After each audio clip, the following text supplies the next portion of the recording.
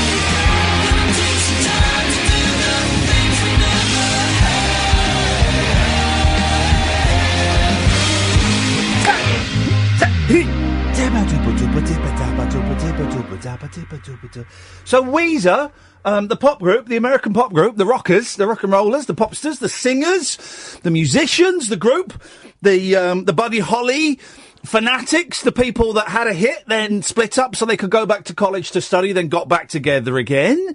Listen to this show. They listen to this show. And we have official confirmation. So hello, Weezers.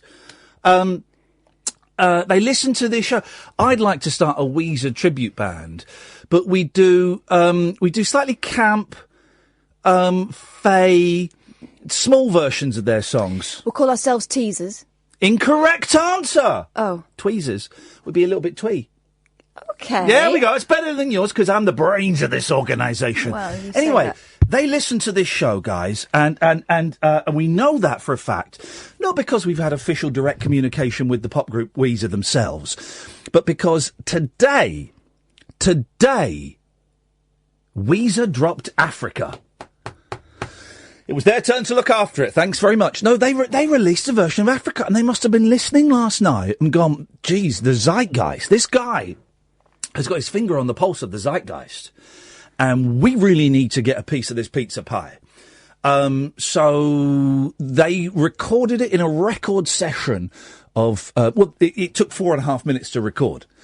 And they released it today, and they dedicated it to the late night alternative with myself and this lady here, Katherine Boyle. Me. There we go. And you can listen to us weeknights from 10 on the usual. You know that because you're listening now. Well, yeah, exactly. And if you're not listening, you can kiss my chuddies. So Roseanne. Hey, they did a song called Roseanne. Rosanna, Toto. yeah. Rosanna. Get me a list of every song Toto's ever done. I'm wondering... I'm on it, boss. I'm wondering if they are the soothsayers that this generation has been lacking. Are Toto this generation's Nostradamus? Let's find out. Let's put this to the test. Do you want all their songs or the top 10? Let's start with the top 10. Okay, here we go. Let's see if it ties in with what's going... Toto, Zeitgeist. Did they do an album called Zeitgeist? Africa, number 1. Yep, we've done... Well, OK, Weezer have done Africa. Hold the line. Love isn't always on time. Hang on. Tom? Tom? Hello? Could you hold the line? I can. It's unbelievable! Rosanna. She's got the sack from television for being a massive racist. Stop loving you. Don't know it. Well, I'm getting divorced. I'll be over you. You were just over me then until I pushed you off the desk. If you weren't watching on YouTube, you missed a very sexy time dance. Make believe. Make believe that you're a decent producer. God! Stranger in Town, which is what it's going to be like when I next see you across the street. Oh. I won't hold you back. I wish you wouldn't. I'll supply the love. Wow. Wowzers. What is it? In the post-Me Too generation, it's not good to say those things. No. Only the children, again, no. So, Rosanna Barr said that someone from the Obama administration, I don't know who, looked like a cross between I get this slightly wrong, the Muslim Brotherhood and Planet of the Apes. It was a black person, I believe. She called someone a Nazi, which always goes down well, and someone a black person in the Obama administration, a person of colour, as they would say over there and over here sometimes, was a cross between someone from the Muslim. Is it the Muslim Brotherhood? Is that what they're called? Yeah. The bow tie dudes. No. That's the Nation of Islam. No, it wasn't that. Muslim. She said. Have a look. Let's find out exactly what she said, so you don't stumble into yet another race row. Oops. That's a great idea for a Viz cartoon. Iain, the inadvertent racist, the accidental racist. And here's the thing. And so the TV series Roseanne, which got huge viewing figures, and it came back obviously, and it's getting like 25 million viewers, has been dropped instantly. And the girl that plays Roseanne's daughter, Darlene, is furious. She's furious. Let's see what she said about Valerie Jarrett, an Obama advisor between 2009 and 2017. She said Jarrett looks as if the Muslim Brotherhood and Planet of the Apes had a baby. Wow. Oh. Wowzers. She's apologised for making a bad joke. Yeah. Thinking a bad thing and saying it. The thing is, she is, there is a medical term. I don't want to make light of it, because there is a medical term for what Roseanne has or is. She's nutty McNutnuts. Completely and utterly nutty McNutnuts. And she's often on Twitter supporting Trump, being quite right-wing, and being nuts. But I hadn't seen the downright racism I never liked the show anyway, but that's a crazy way to go. I hoped at the beginning, the pro-Trump thing was a joke. I thought she was going to flip it round, because sometimes that show could be quite thoughtful. Yeah. Not today. No. Here's a question, genuine question, and Tom and Ray will come to you in a bit. Genuine question. Could they do Roseanne without Roseanne? I think they could. Yeah, probably. I think they could, because it's a strong... I don't like the show, but it's a strong cast. John Goodman as the head of the family. I mean, John Goodman is just... He's such a good actor. He is... Name one bad film that John Goodman has done. Don't say King Ralph, because that's a great film. That is a great film. And even mediocre films... Here we go. Here's tonight's phone in. 0344 499 1000. Can you name an actor, please, who, even if they appear in mediocre material, lift it to, at the very least, okay material? John Goodman. John Goodman always does, and Nick Nolte. Because there's a sense of danger about them. A sense of danger about Nolte. But just John Goodman is so damn good, man. Hey... You should be watching this show on YouTube, by the way, because there's lots of comic asides. Robert Redford. Yeah. What's he been in that's been mediocre? He was in the new Pete's Dragon and he made it good. Okay, I'll give you that. Because this is the new me. Oh. This is the new me. Even when did that happen? Because it didn't happen 10 minutes ago. That's when someone made an Ofcom complaint last week that might get upheld. That's when it happened, and I hope that Ofcom get to hear the tape of me learning from my mistakes and being contrite. I completely disagree with you, and I think you've just said something really dumb. But you know what? Because new me is going to go, no, fair play, Katherine. That's your opinion, and like an arsehole, everyone has an opinion. And I don't want to inspect arseholes and tear them apart. Oh, God. So I'm not going to inspect your opinion and tear that apart. Wow, 13 minutes in. I'm just going to... Like I'm leaving your arsehole. Stop it. Stop it. I'm going it. to leave your opinion to fester. God. It stinks, but it's not my job to wipe it. You're the one who keeps taking yours to the doctor. I have not... It's got unsightly growths on it. I'm going to the doctor tomorrow about my numb fingers. You're going to get your bum looked at while you're there? Might as well. I think there might be a connection.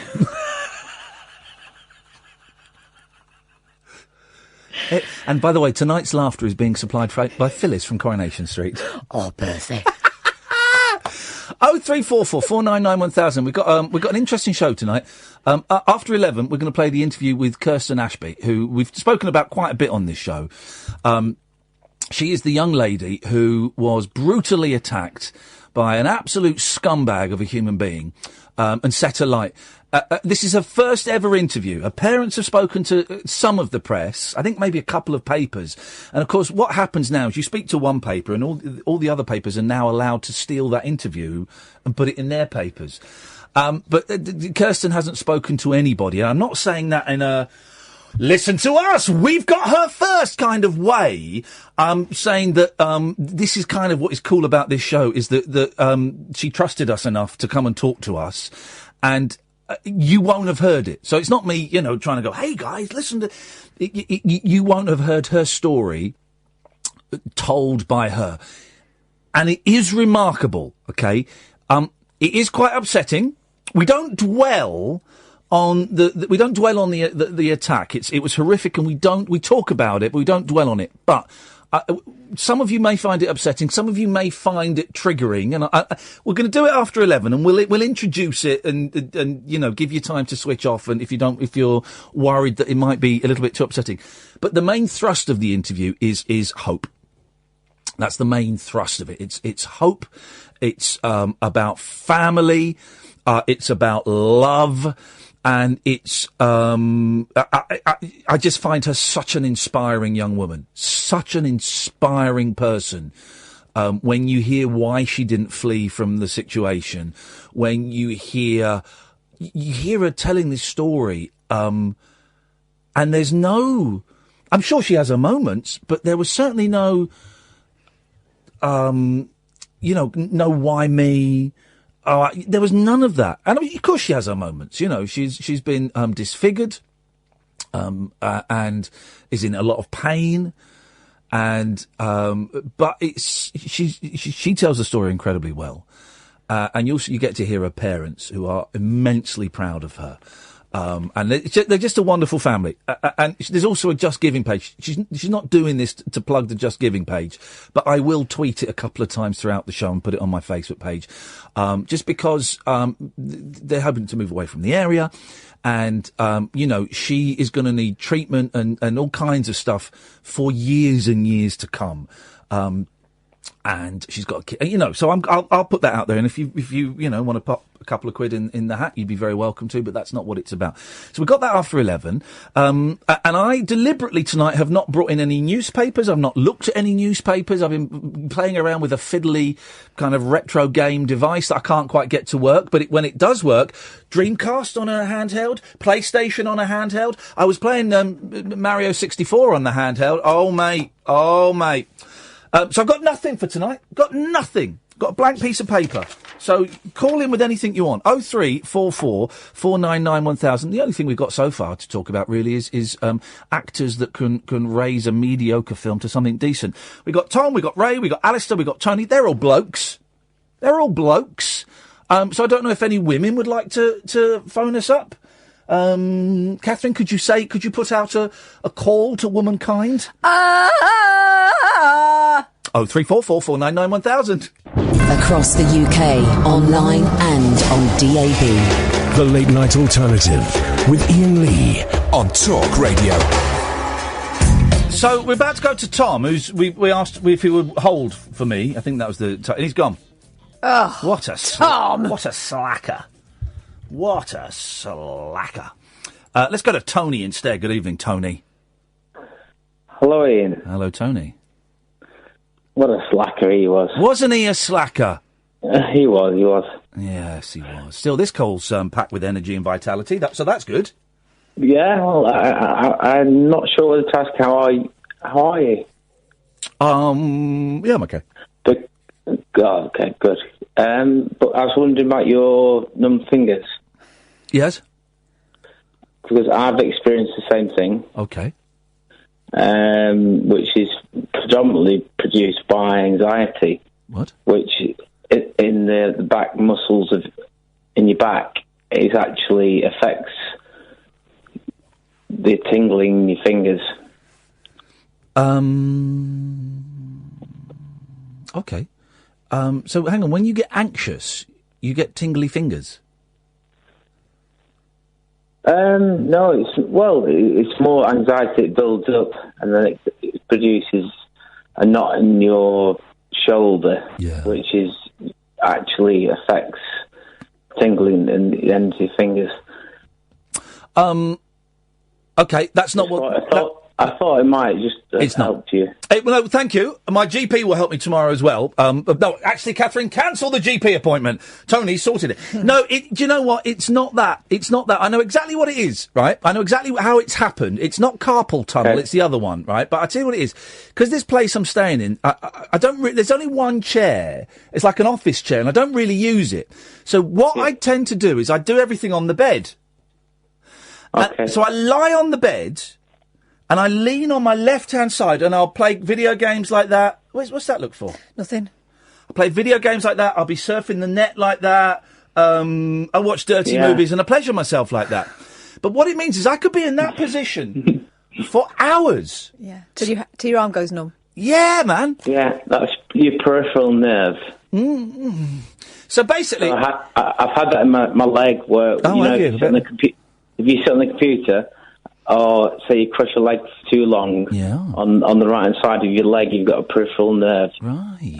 I got drop foot from that because I was sat too long working. You got drop foot? What the hell is drop foot? Drop foot is slap foot. Hang on. Whoa! All right, dude. No need for that language. Okay. Well, what is slack foot? Slap. Ah.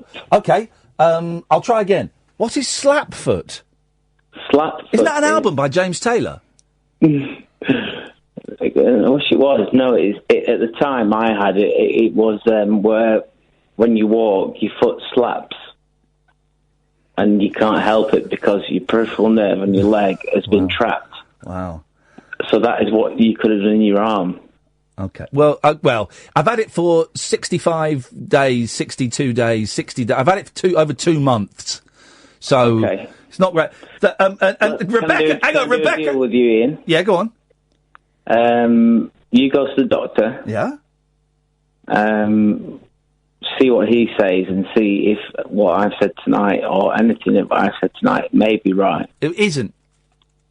It guarantees. No. It isn't. I'll phone you back in 3. You know. But I know exactly what it is. I've told you. I know exactly what I know. Exactly what it is. Okay.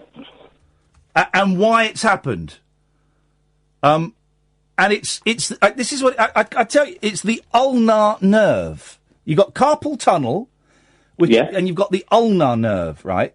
And so carpal tunnel affects the thumb, Peter Pointer, the bird, and the left-hand side as you look at the palm of the ring finger. The ulnar nerve is the little finger and the right-hand side of the ring finger. And it's a finger and a half. It's just enough to give your kids a treat. A finger and a half is just enough until it's time to eat. It's full of Cadbury's goodness and very small and sweet. Oh, a finger and a half is just enough to give your kids a treat. Steady. So, okay. It's a nerve I've not heard of. So, okay. We were on the nerves anyway, weren't we? And you're getting on my. Thank you for that, Tony. Thank you, Ian. Ta-ta. Weird? I think it was supposed to be helpful. Okay, let's go. And the heart was in the right place, from what I could diagnose. He probably doesn't know where the heart is. Good evening, Dale. Hello. Hello, Dale. Hello, sir. Hello there. Yeah, Ian, you like Toto, yeah? I like Africa by Toto, yeah. And you said that it was nearly the perfect song. No, I didn't say that. The other night you did. No, I didn't say... No. I said it is the perfect song. Hang on, let's try something. Hang on, just wait there, Dale. Catherine, name a song better than Africa by Toto. A song I wrote on iTunes. Sorry? Dale's throwing in a song that he's written on iTunes. Don't be silly. No. You can't do it, can you? Sam, come on. This will be good. He likes Nickelback, this lad. Hello, mate. Hang on a minute, Dale, please. This is important. We're conducting scientific research. Sam, could you name a song better than Africa by Toto? It's impossible. No. It's impossible. Yeah. 0344 499 1000. Dale, you mentioned that you had a song on iTunes. Yeah, I've just put one on. It's the first time in my life, and it's called Sail Away Dale. Wowzers. I'm feeling a yes word or an S word coming on. Okay, well, let me just see. Let's get iTunes. Let me boot iTunes up, and we'll. Is your name really Dale? Yes. How do you spell it? D-A-L-E. What year were you born? 3rd of the 5th, 62. Okay. Oh. You've got a young man's voice. Sail away. Oh, Jesus. Dale Dennis. Sorry? Dennis, D-E-N-N-I-S. Sail Away Dale. Right, are you just spelling names that begin with D now? His name is Dale Dennis. Oh, right. Sail away. Les Dennis. Sail away Dale. Hang on a minute. Catherine, you talk to him while I compute. Dennis. You talk to him. So tell me about the motivation behind this song. Where did the inspiration come from? I wrote it. I was a piano. He was a piano? I wasn't a piano. I was in Scandinavia, I think, and I wrote it one afternoon, bored, and I didn't play it. I didn't ever sing it until I was drunk in Holland one night. Sounds like a good time. And I said to my friends, "Oh, this is a song I wrote." And could they believe it? Like it, right? Well, do you know what? I'm putting 79 pence in your pocket. I think iTunes take about 35 of that pence. I don't know. And I'm downloading it. And we're going to play it. We do a little game here, Dale. Yeah. Called the yes word or the S word. Are you aware of that game?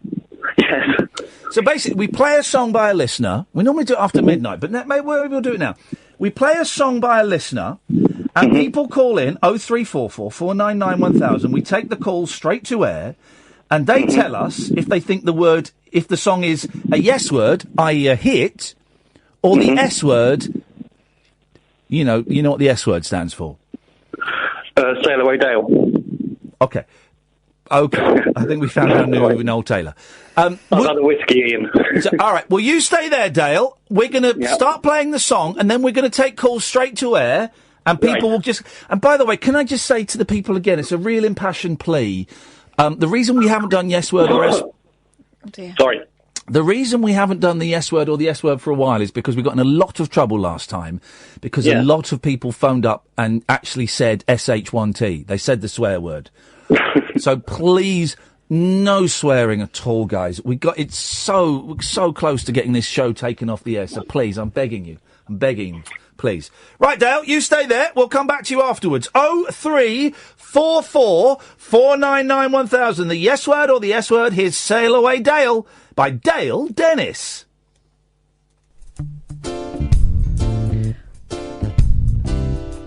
0344 499 1000. So a slight reggae tip there. Just crazy, why do you need that suntan? The answer is you live in a sunny land.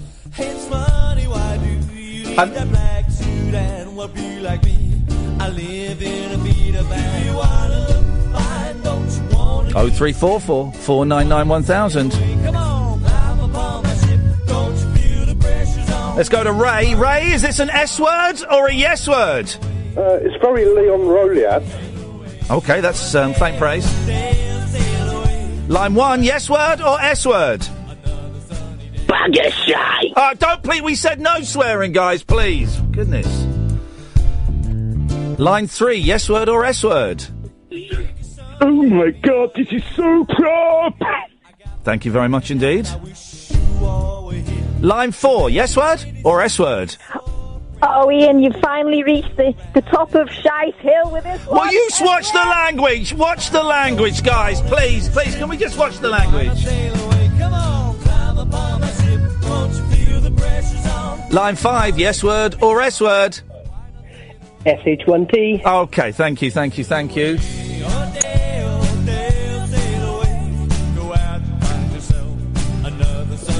Line 6, yes word or S word? Hello, mate. S word for Greg Smith. Okay, I'm enjoying this. Line 6, yes word or S word? Is that blap or crap? Okay, thank you. That's I think everyone's being very harsh. I quite like this. Line 1, yes word or S word? Ooh, S. Why? I think it's quite good. Oh. Okay. Line 4, yes word or S word? He's got nothing on Bob Marley. Okay, he's got nothing on Bob Marley. Okay.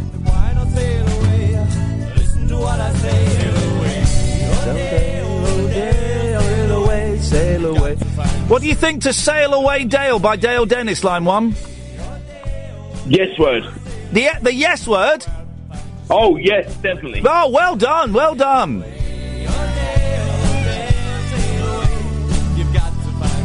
Hello, line 1, yes word or S word? It sounds like a really bad TV show thing for a kids' show. It's a massive S from me. Oh, mate, let's try line 3. Line 3, yes word or S word? S word, mate. That's a bit harsh. Line 1, yes word or S word? Will you stop? No. Line 4, yes word or S word? 555H1T. Okay, well that's a little bit harsh, but those are the judges. Hang on a second. Line 1, yes word or S word?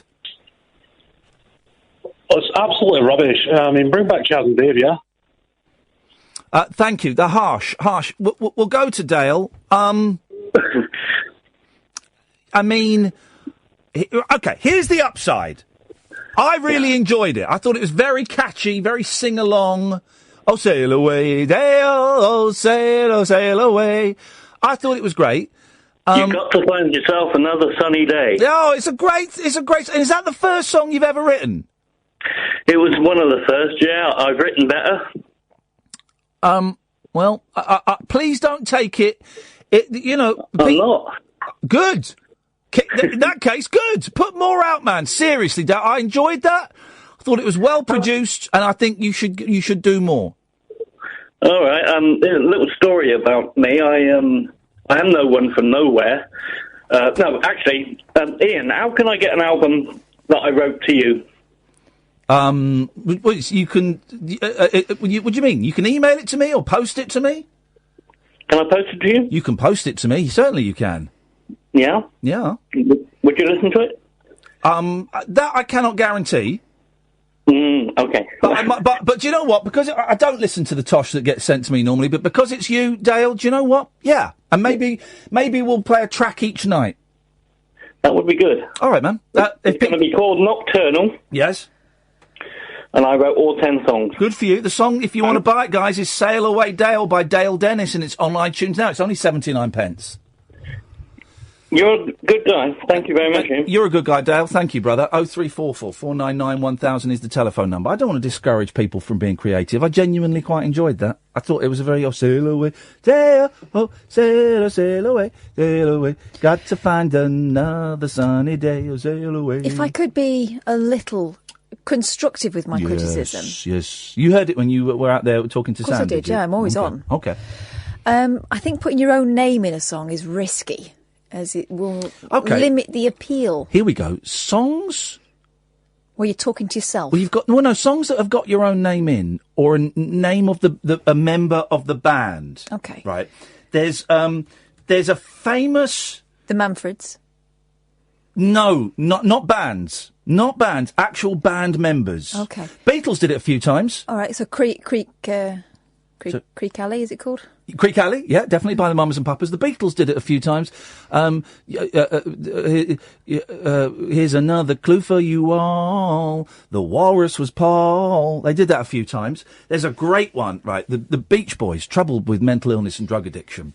And for many, many years, about 6-7 years, they pretended to get record contracts. They pretended that Brian Wilson was still an active member of the band, when actually he wasn't. It's an oversimplification, but... And then on their 15th anniversary, 1976, I guess it was, they released an album called 15 Big Ones. And it was the first album supposedly produced by Brian Wilson in 10 years, 8 years, 9 years. And so they wrote a song called Brian's Back. Have a listen to this. This is great stuff. Gambler sitting in a rambler, listening to the radio, and then standing in the grandstand, following the game plan, watching life's plays unfold. You fell in love with the pretty cheerleader. I even married one, and we once rode a cab out of Salt Lake City. What were you doing, guys? Coming up with fun. They say that Brian is back. Well, I've known him for so long. They say Brian is back. Well, I never knew that he was gone. Brian wasn't back. He was a mess on heroin and cocaine and mental illness. Was he in bed? He got out of bed for that. But he got out of bed for that. I mean, I love that song, Brian is Back. No one else does. Let's go to Ray. Good evening, Raymondo. Good evening. On that very topic, Queen, they did The Invisible Man, which names all the members. Oh, it does, yeah. I'm the Invisible Man. That's my favourite song by Queen. Is it? Yeah, it's a great song, that. And on the subject of Toto, one of their songs ended up in a dance record. Prove it. I'll play you a bit.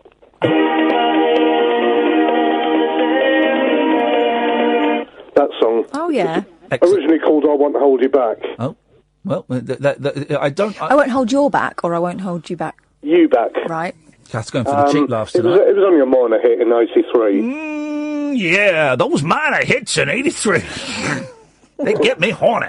Oh, my God. What was that song? You remember there was a song that went, I'm horny, horny, horny, horny. Moose Tea. I'm horny, horny, horny. And that was in the charts. I heard it on the radio the other night. That was in the charts. But they've taken the bit off that goes, I'm horny all night long. I'm hot all night long.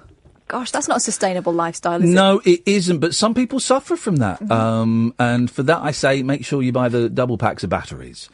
It really is a filthy... And kids would be going along saying, I'm horny, horny, horny, horny. And the other one that upset people was Sex on the Beach around the same time. I want to have sex on the beach. A very popular cocktail. I couldn't... And no before you ask no. No. What other explicitly sexy songs are there about actually doing it? Oh, I want to sex you up. Colour me bad. Okay. All of them are about sex. As my boys said the other day, Daddy, why are so many songs about love? And I said, because it's the most powerful, joyful, creative and destructive force in the world.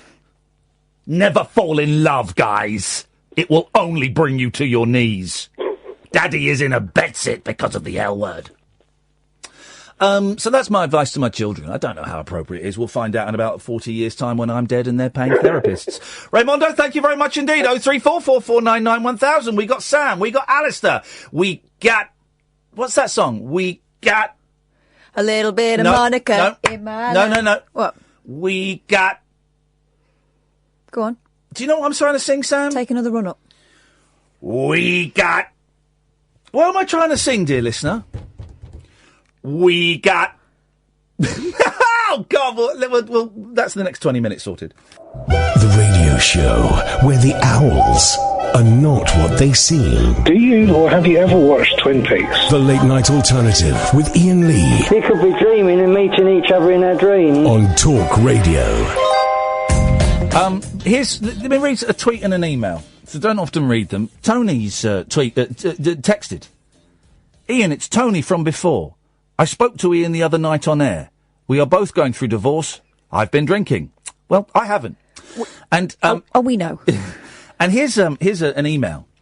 So, middle class. This is about you. Oh, good. Middle class, far left, anti-imperialist Cathy Boyle, right, who, like her sidekick Iain Lee, preaches diversity, multiculturalism, etc. every night. And not being a dick. Let slip last night that she lives in a nice white little village. Did I? In the rural countryside. Huh. No, I didn't. Why do you middle-class media lefties like you never chose to live in Tower Hamlets, Hackney or Southall to enrich yourself with diversity? Hypocrite.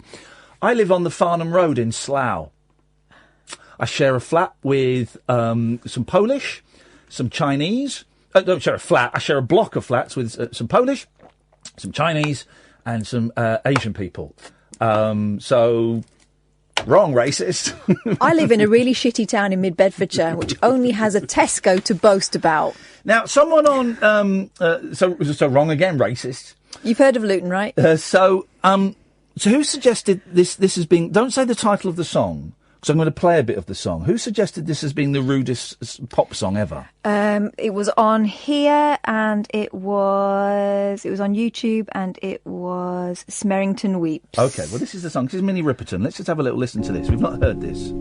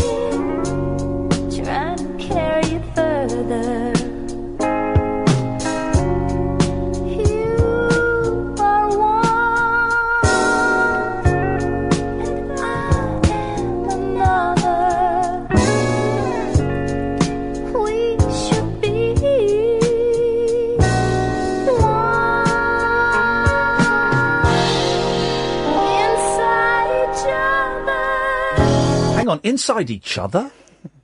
Listen, we're assuming it's a heteronormative relationship. I understand how he could be inside her. She wearing... 70s were a crazy time. Wow. Okay, let's continue.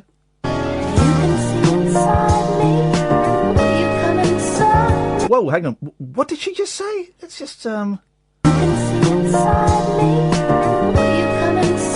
you come inside? We have a look first. let's. I think the only call that can follow that is Sandra. Good evening, Sandra. Hello, how are you? I'm very, very well. Tony's angry. Ian's rude. Kath is right. I thought Ian understood mental health. That's from Tony, the guy I was the one that said we could tell you've been drinking, Tony. Yeah, that's the guy who's been drinking. So I'm the one that's been rude. Tony, the two go hand in hand, unfortunately. Innit? You know, especially with things where people are psychotic. Drink can take, the psychosis away for a short time, unfortunately. Tony, give us a call, mate, because I've got no idea what you're banging on about, dude, and we don't really do texts, so jog on. Anyway, Sandra, good evening, good evening, good evening. What do you have for us? What can we buy from Sandra's stall tonight? Oh, no, I just wanted to say thank you very much for coming to Scotland. We got our tickets. Hey, which one are you coming to? Glasgow, of course. Of course. For those who don't know, Katherine and I, it's Saturday, September the 1st, we're in Edinburgh at the Stand, and Sunday, September the 2nd, we are in Glasgow, and I'm thinking as well, on one of those days, we might see, probably the Saturday actually, sorry Glasgow, well, just because we'll probably go up to the Glasgow on the Friday, do the radio show there Friday night, and then be there Saturday.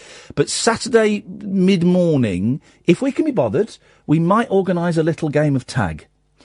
Oh, good. We might organise a little game of tag in Edinburgh, because we do it in London. We've done it in London a couple of times, and maybe we'll do it in Edinburgh as well. But everyone always catches me. I'm no good at running. Remember the first one? You came in like sports gear. you were the worst there. Well, it was embarrassing. I felt so sorry for you then. You should play tag in Glasgow. Go on, play. Well, I'll have a look, but I know that because we're doing the show Saturday afternoon. Yeah. In Edinburgh, I guess we'll stay in Edinburgh Saturday night. I don't know. We'll have a look. We'll have a look. But the answer is probably no. Well, anyway, it will be loads of people coming to give you a good Glasgow welcome. You can't beat a good Glasgow crowd. Oh, I love it. I love Glasgow. I worked there for ages. And I love it. I love it. I love it. And I'm sorry it's taken so long for us to organise it, but, you know. Oh, no. Thank you very much for coming. So, I'm Gallus Girl on Twitter, so I retweeted it today, and I'll keep retweeting and get more people to come. Hey, who are you on Twitter?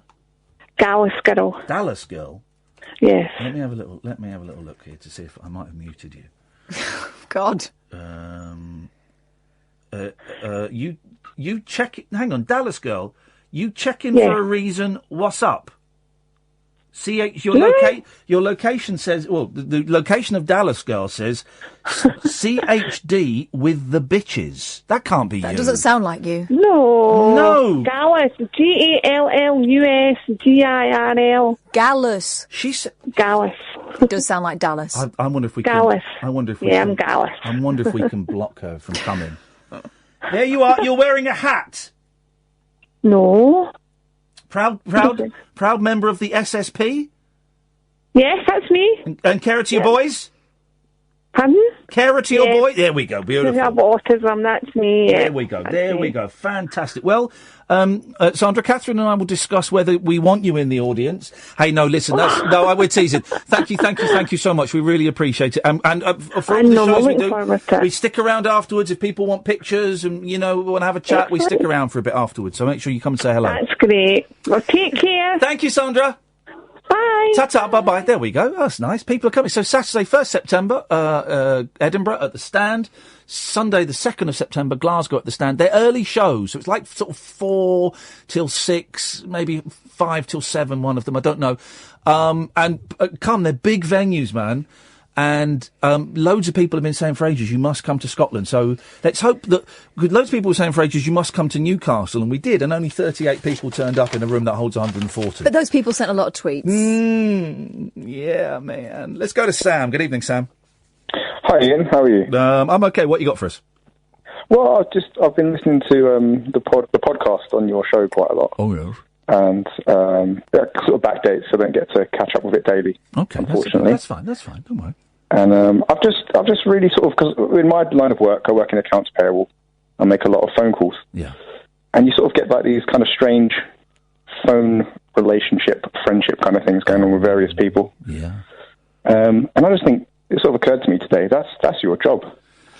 And do you find that ever, like, kind of weirdly, emotionally draining at all? Yeah, I do. Now, funny you asked that, Sam. I didn't, right?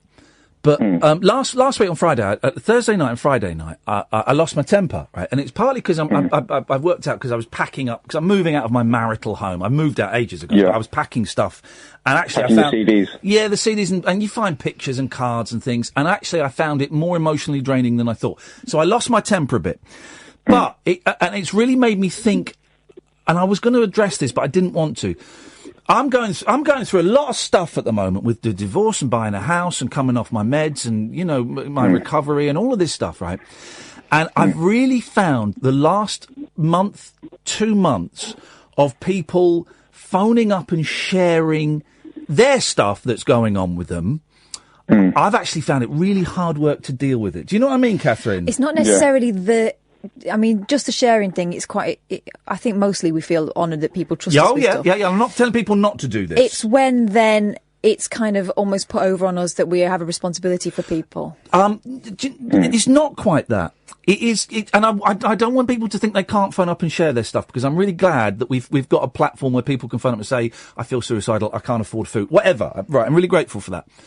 But I just find it... I found it a lot to take on, people sharing that stuff with me quite a lot, and actually I found it detrimental to my mental health to a certain extent. So I need to work out how I'm going to deal with that to remain healthy while I'm going through this particularly stressful period that's driving me nuts. So yes, I do. Yeah. So I'm assuming that you do as well to a certain extent, Stan. I think I've always been a kind of person who has my heart on my sleeve a little bit. And I think, because what it is, I listened today to that, was it the woman Lassie who couldn't afford food? Oh, yeah, yes. Yeah, and also, was it Wasim who kept on saying he wasn't going to call you back, and he kept calling you back? Wasim's on the switchboard now, so yeah. Wasim and I we've made peace. But again, I listened to both of those today, the one where Wasim spoke about when he left his job and he was struggling, and I heard from when he was really aggressive to you to when you sort of tried to reach out to him. Yeah.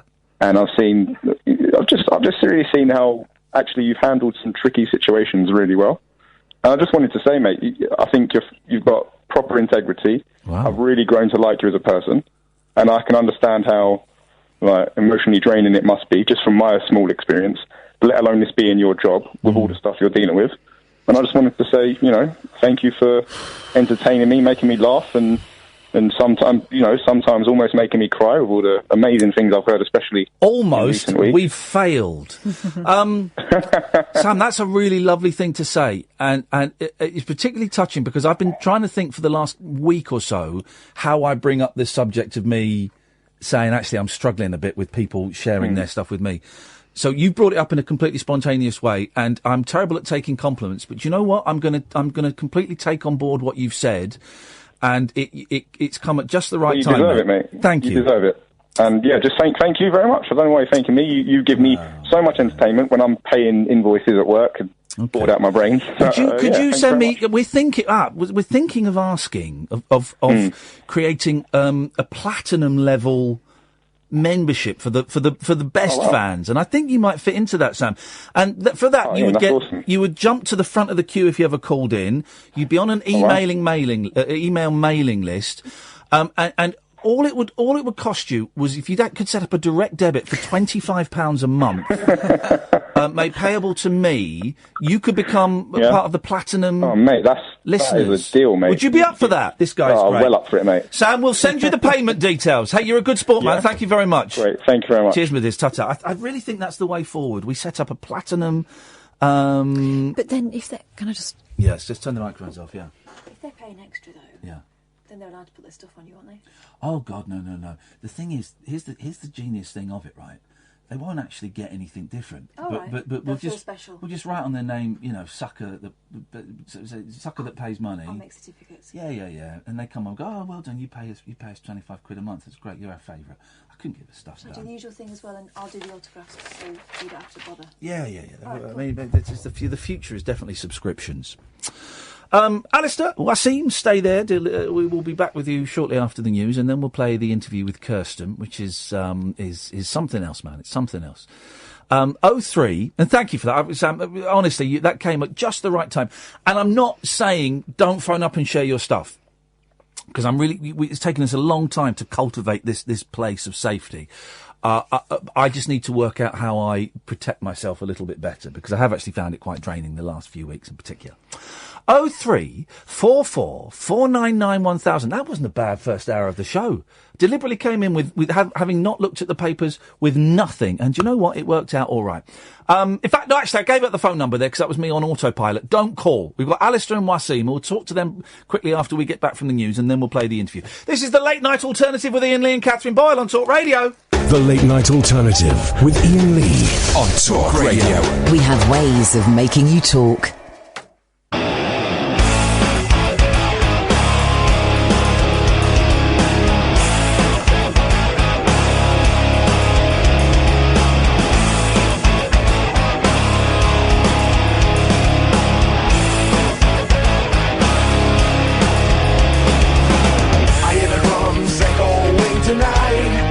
Here's only whispers of some quiet conversation.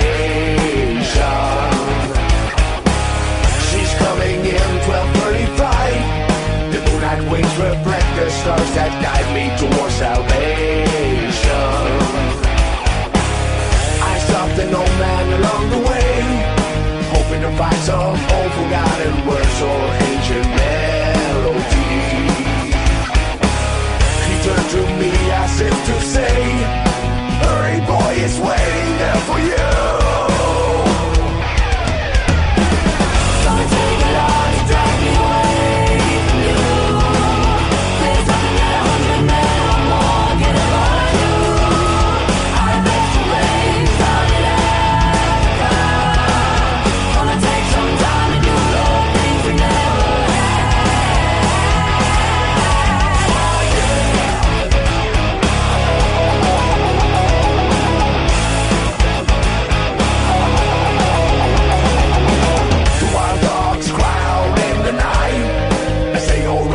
longing for some solitary company. I know that I must do what's right, as sure as Kilimanjaro rises like Olympus above the Serengeti. I seek to cure what's deep inside, fighting all this thing that I've become. Come and take it on to drag me away.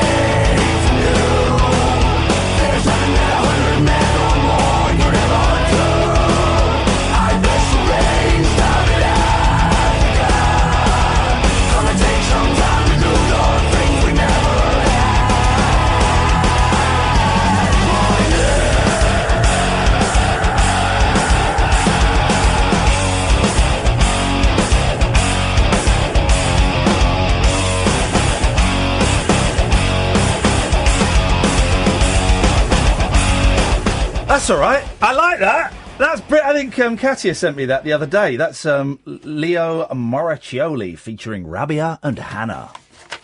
I like that. Right, let's do Alistar quickly, then we'll take a break, then we'll play the interview we did with Kirsten. Evening, Alistar. We've not got much time, so I want to play this interview. What you got for us?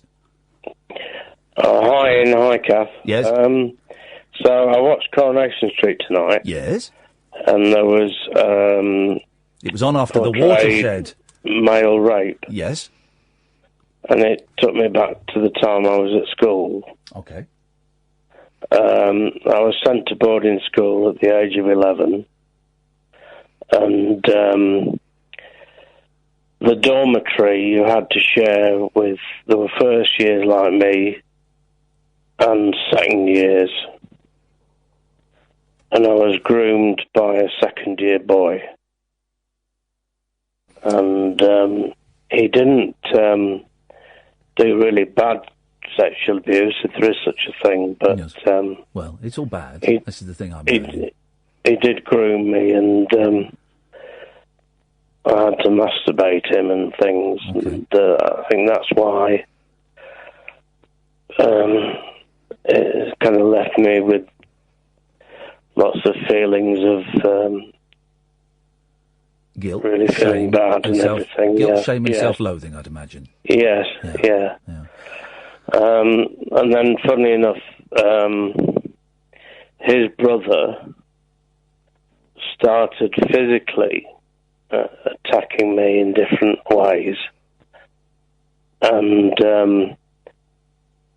I grassed him up to the teacher, and then he got expelled.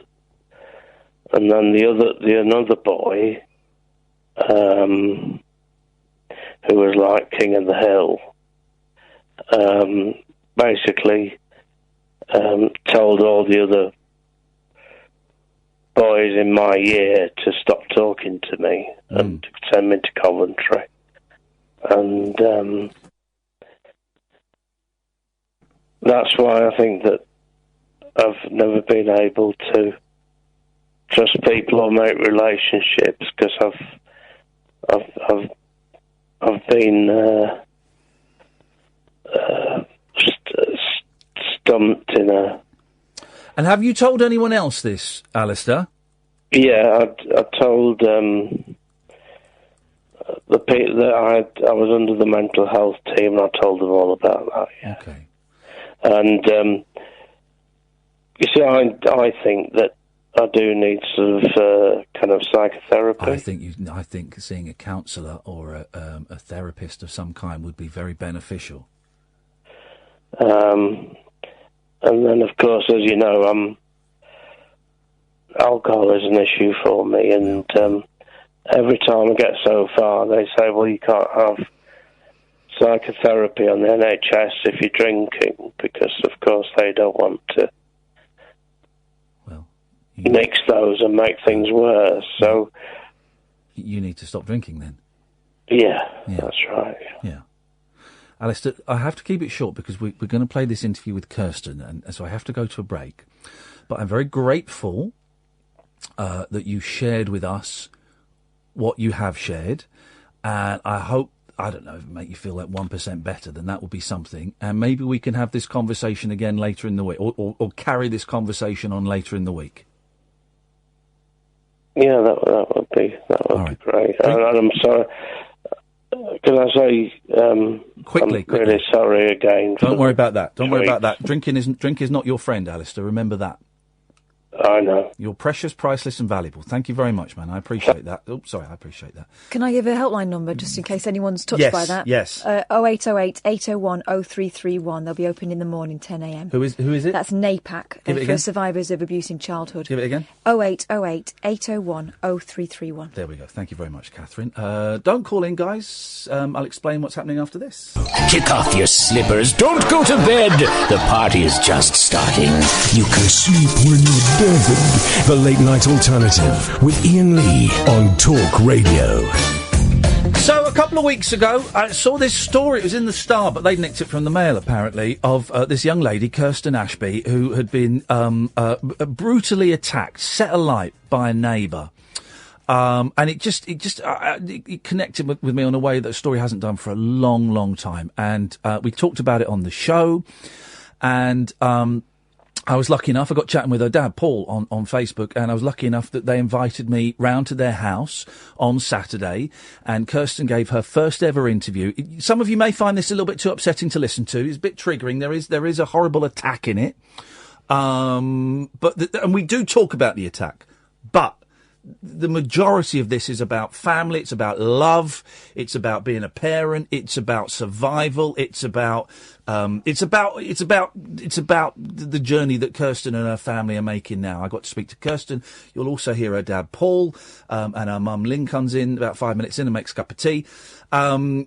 This is one of the most remarkable stories you have ever heard. Okay, Kirsten. When you hear the specifics of the attack and why she stood still, you'll realise she is a hero. I'm not being flippant with that. She is an actual hero. So this is me having a chat with Kirsten Ashby. It is a beautiful Saturday lunchtime. It's just gone 12. I'm late. I think, am I in Milton Keynes? I'm very near to Milton Keynes. I'm here to see Kirsten Ashby, and we've talked about Kirsten on the show quite a bit. She was the young lady who, we'll get her story, but she was the young lady that was horrifically burnt by some arsehole neighbour. It's a story that really hit me and connected with me. I'm really moved by it. And I've been emailing her dad, Paul, and they have kindly invited me to come along and have a chat. Now, I'm not quite sure where the house is. I wonder if it's down here. No, I don't think it is down here. I don't think it is. I think I'm going the wrong way. Let's have a look. Let's have a look. We're close. Maybe it's down here. Here we go. Here we go.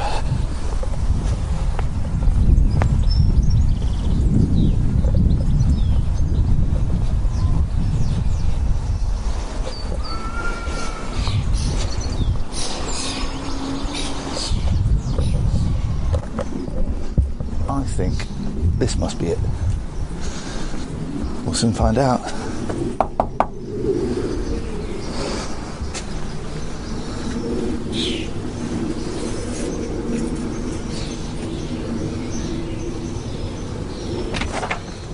Paul. Hello, mate. Oh, yeah. Nice to see you. Very nice to meet you. I got a little bit confused. Did wonder. I got a little bit confused. I want to go through and... Thank you very much. How you doing? You all right? Yeah, not so bad. Not so bad. Straight through? Yeah, just straight through, yeah. Beautiful. Hello, Kirsten. Nice to meet you. How you doing? You all right? Am I all right sitting here? Of course, yeah. Oh, what a beautiful day. Isn't it? Obvious, though, isn't it? Well, yeah. You all right? Yeah. You're okay to go and chat and... Yeah. Paul, first of all, nice to meet you. Yeah, I've been chatting to your dad on email.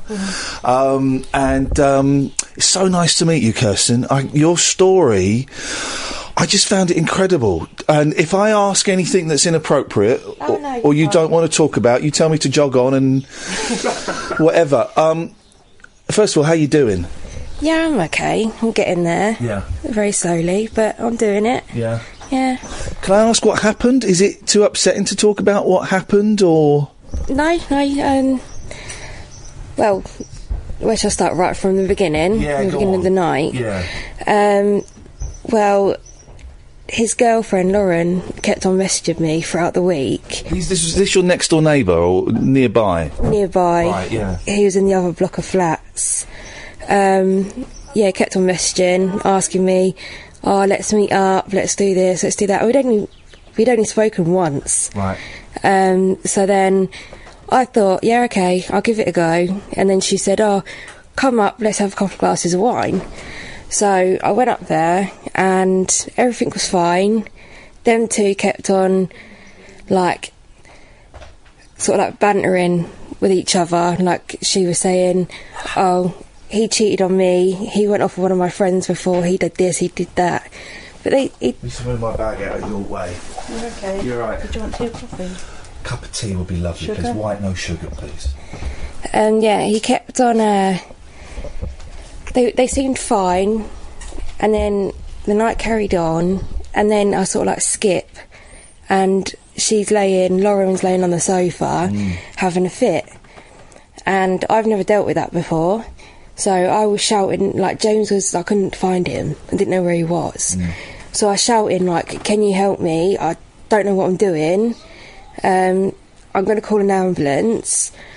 Which then he got quite angry and was saying, I'll lose my kids if you do that. Yeah. And I was saying, look at her. And he was like, just roll her on her side. She'll throw up and then she'll be fine. So I kind of listened to him. I put her on her side. She'd thrown up, fell off the sofa. So I was trying to pick her back up. I mean, they had 5 kids in the flat. Wow. And then, so I was saying, come on, you can't lay here. We've got to get you up and get you cleaned up. What about if one of your kids came in? So, yeah, then I skip again to she standing at the door of the living room. She was completely fine at the door, and her 2 kids are standing there, 2 of them, and James was in my face, and he was saying, "Oh, you don't think I'll do it?"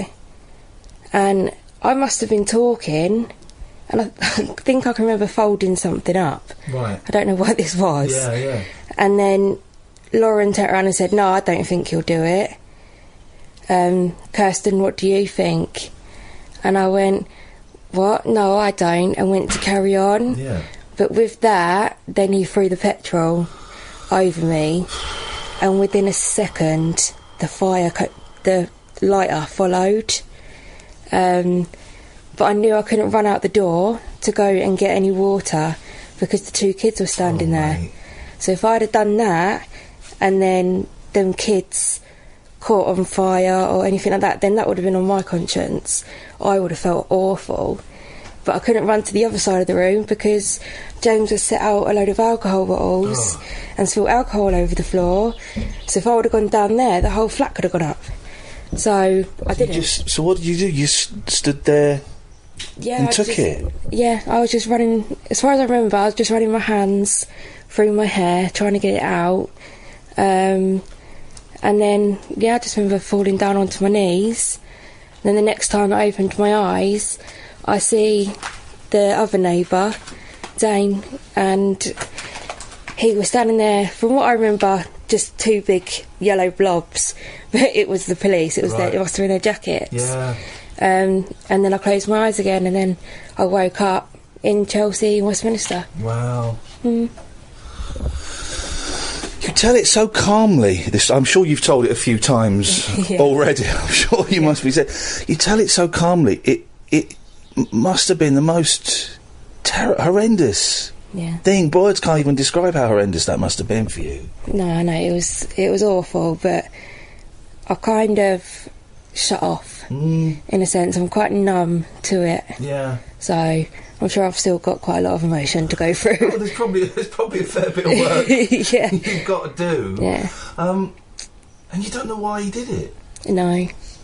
We did find out that the week before he was down in Pink Punters, and he was saying to his girlfriend, "I'm going to go set your mum's house on fire and I'm going to watch them all burn," and things like that. So he must have been fantasising about doing it for a while, but the person he done it on was me. So, yeah. Are you Lynn? Yeah. Hello, Lynn. We had a little Facebook exchange as well. I've been talking to all your family on Facebook and emails and stuff. Can I ask you how it feels hearing that story from it must be, I'm a dad, my boys are much younger, but that must be heartbreaking. I'll come over here and let's go on. I still get really emotional about it. Yeah, I bet. You don't have to talk if you don't want to, don't worry. Paul, what I mean, it's your little girl. I know. It's the callousness of the act, and we'll talk about, the recovery and stuff. I don't want to focus on this guy too much. But it's just I just cannot get my head around any of it. I can't understand how anyone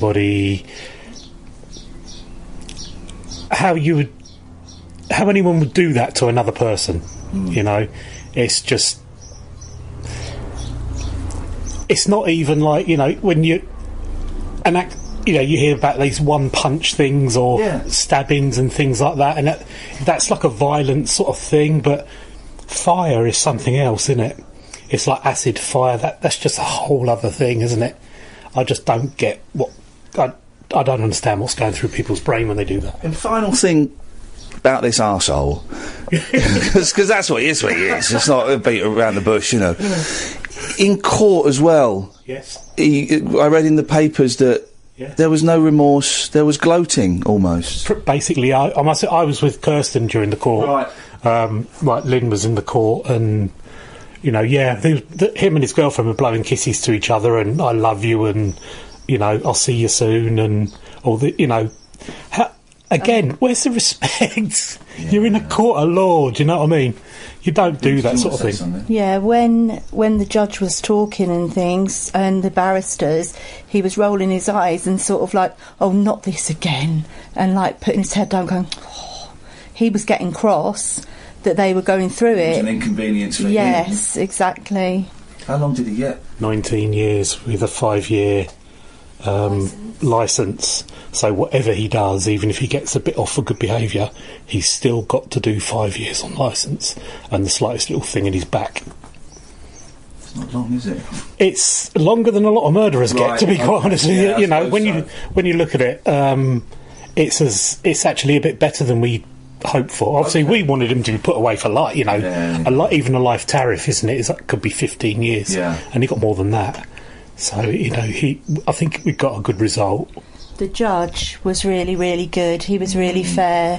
When they tried to use things in defence, like he hadn't seen his children since it had happened, the judge corrected him, and when he said that he'd...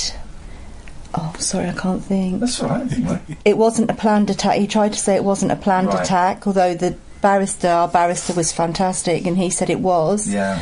And he tried to say it wasn't a planned attack, and the judge said, excuse me if I'm wrong, you can check whatever details. He said, but a planned attack means you thought about it, you carried it out, and you finished the job. Yeah. There wasn't weeks of planning, but he had a chance to stop, and therefore it's a planned attack. Several so the stages judge was really fair, the judge was really good.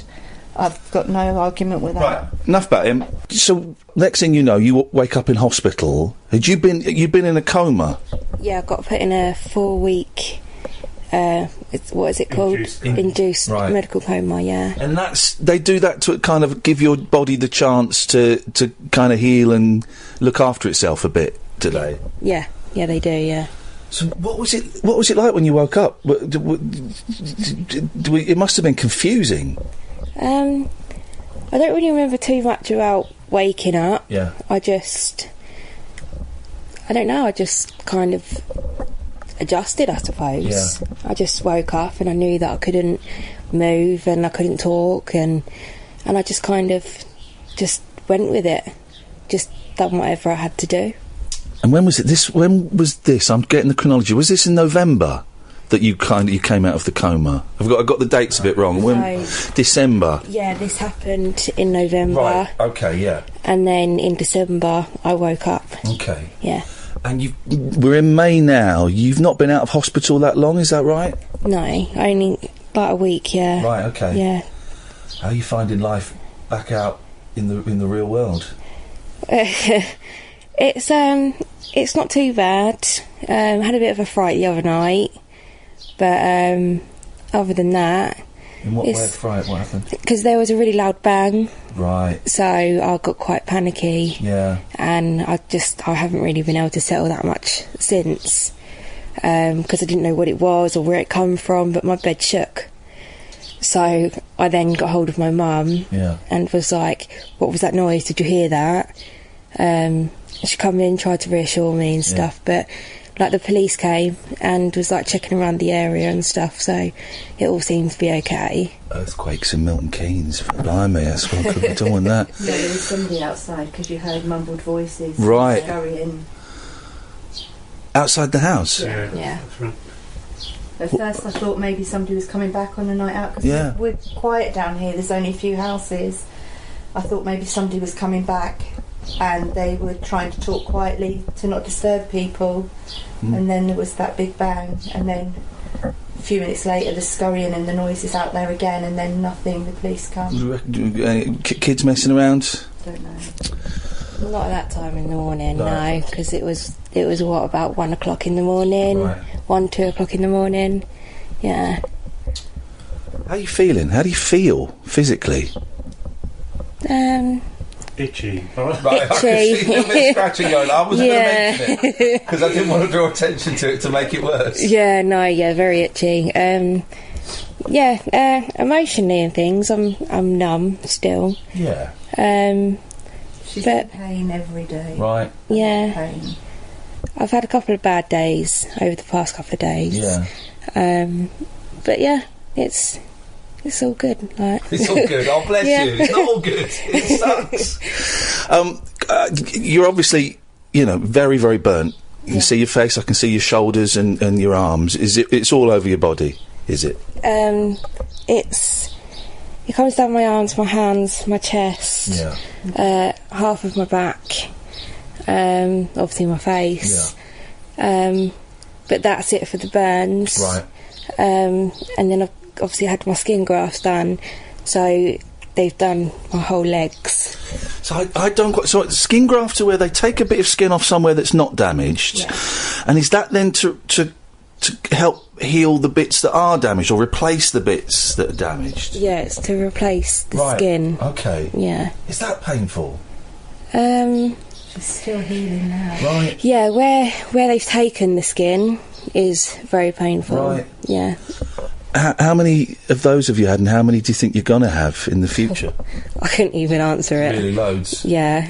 When I first went in, I was having operations every other day. Yeah. While she was in the coma. Right, okay. In the coma.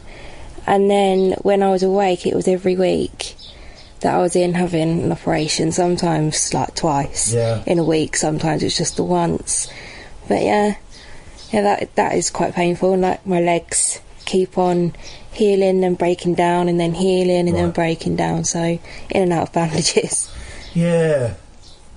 The way you're talking about this, and I know that part of you, you're saying you've shut it down and you've... I think you're an inspiration, the way you're talking, because you've been very, you're so calm about it, you're so matter-of-fact about it. There was something about your story, Kirsten, that really connected with me, and I don't know what it was. I don't know if it's because you've got a Madison, a young kid who's a little bit older than my boys but a similar age. I don't know if it was the fact of that you're someone's kid, you're Paul and Lynn's kid as well. But there's something that really connected with me and with a lot of my listeners as well. You've been aware that there's been kind of an outpouring of, I guess, love for you? Have you felt that? Yeah, I have done. I felt a lot of love and support. At first I was very worried of what people were going to think of me and things like that, and then I've realised now that actually everyone's behind me and are there to help and push me along my way when I'm having my struggles. You said a couple of interesting things there. You were worried that what people were going to think about you. What do you mean by that? Because of the way you look, or because of what happened, or what? Yeah, I think it's like a mix of everything. Like a lot of people, I've had quite a couple of people go, "Oh, you was so beautiful," and I sit there and I'm like, "What? I'm not now." That's kind of like one of the worst things you can say to somebody. It's a bit lousy. Yeah, you was so beautiful, Yeah. But I just plod along. Do you get? I imagine that get kids staring and stuff, because kids stare. My boys saw a bloke with one arm the other day, and they can make kids stare. I suppose, is that how you finding that? Kids staring don't really bother me, because it's just the way their little minds work. Yeah, exactly, yeah. Obviously I look different, so kids are going to be sitting there like, what's happened to her? Why does she look like that? Even adults, when adults look at me, I don't really tend to notice. Right, yeah. Like my first... Do you, Paul? Yeah, I do. Let me come over there. Tell me why, go on. Well, it's like when we go out, I'm sort of like I won't say like a shield, but as a dad, you've got to protect your kids. You notice what's going on around, especially with the way that Kirsten is. Yeah.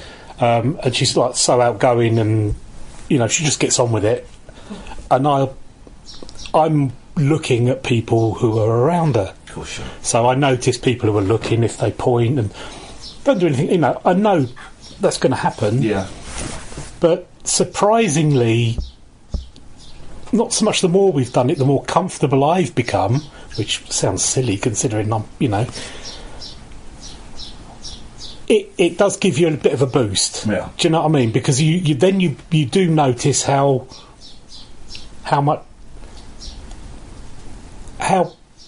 people don't look and stare. Do you know what I mean? Interesting. Yeah. And it's there is like a, whenever you see her, you walk into the very, very first time that she was allowed out of the ward at Chelsea Westminster. Yeah. It was a big thing. She'd been locked in this room for months, and we had this on whatever day it was. We were going to come along, they were going to get Kirsten ready. We're going to take her out of the ward. First time since it had happened. So we go out the ward. All the nurses were there, weren't they, to see her out because, this is brilliant. And we go out of the ward, and Chelsea and Westminster, it's a big open hospital. It's a really nice place as it goes. We go downstairs, have a little look around. They've got a massive fish tank. We'll go and have a look at the fish tank. And all the way through, I'm pushing Kirsten in her chair, and I'm watching everything that's going on around. And she's just sitting there going, well, OK, well, what's out there then? And it's like, well, that's like, is it Fulham Broadway or Fulham Broadway? So, and you've got like one football club at one end and a football club at the other end, and people going backwards and forwards. I want to go out there. And they're like, are you sure? That's like the traffic and there's people. It's busy. It's noisy. And it's like, yeah, I want to go out. Yeah, fair enough. We'll go out then. So we go out.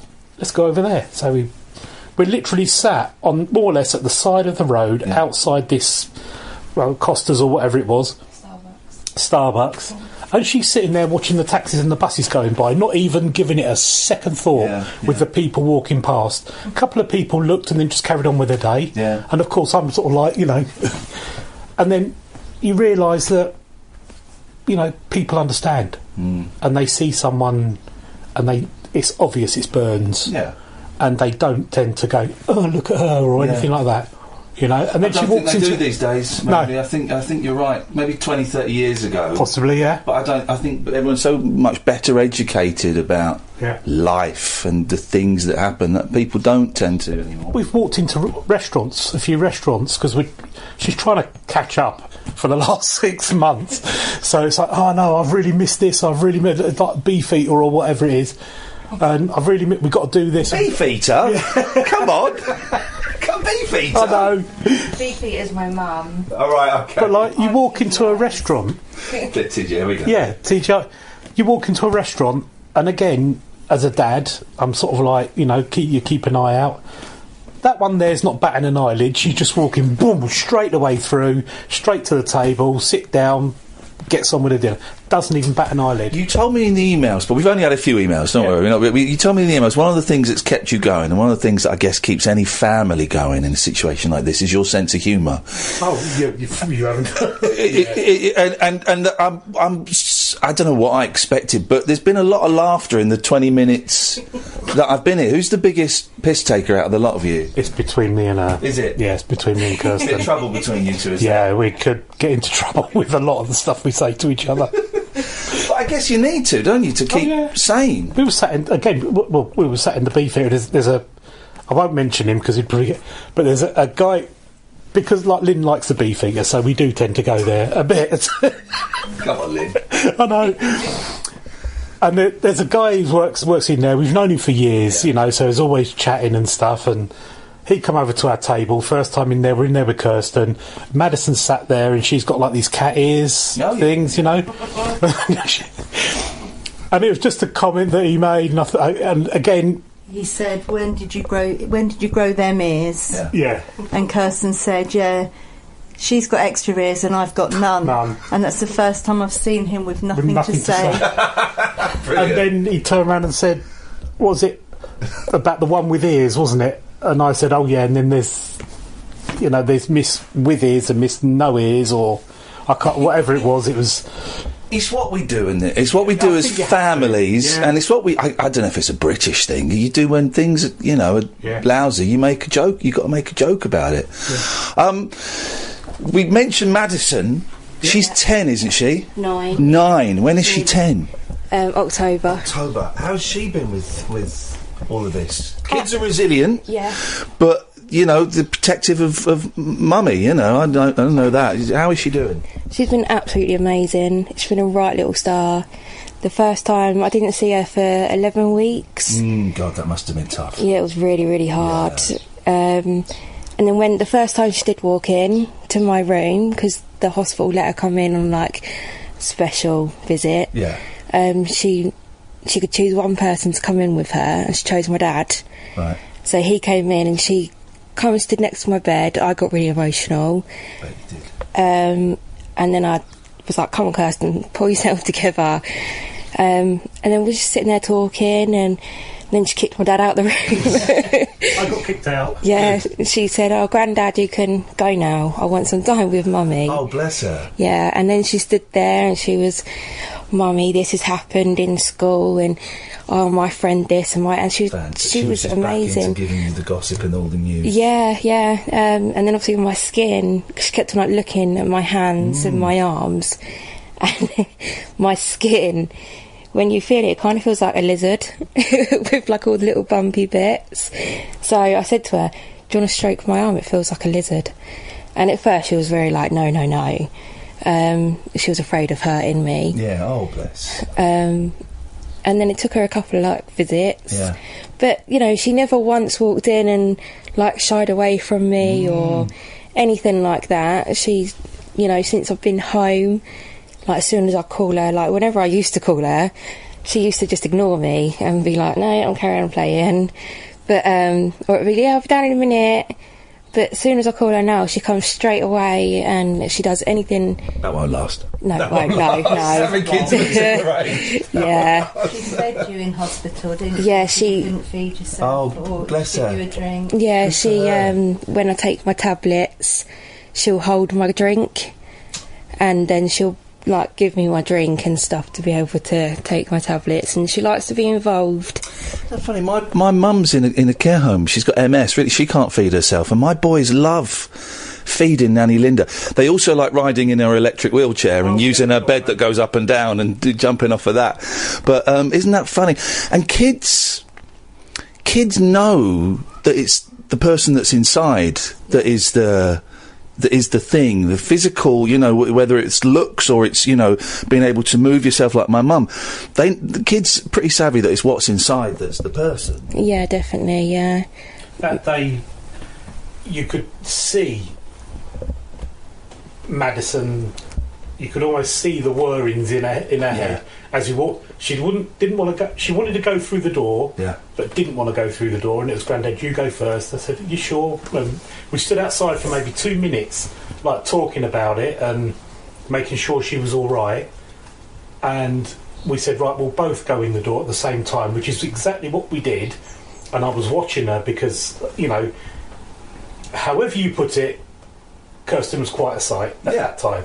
I'll bet. Come on, I keep coming over here. Yeah, sorry. No, don't apologise. Especially for like, you know, a 9-year-old. Had she seen pictures before going in? Right, okay. And that was about 10 minutes before that. Right, okay. And you saw her, she walked in, and the initial kind of, almost of an intake of breath. Yeah. And then you saw her click. That's my mum. And then that's it. Nothing else mattered. And it was literally, you could literally see a click, couldn't you? Sounds like it's that thing that we all do. The build-up is worse than the actual doing it. And you're right, you go, "Oh, no, it's mum. It's mum. Just looks a bit different, that's all." And from that point on, she didn't see... There was nothing, you know, the scars or, you know, the bandages and... I read in one of the paper stories that she was explaining to the cousins as well that that's just mum. Mum looks a bit different now, but she's helping her cousins, like, because, you know, they're a bit younger and you know, people have a different temperament, you know, and a different personality. So some of the little ones are dealing with it better than others. Yeah. But Madison just gets stuck in, and you know, and he's bring them round.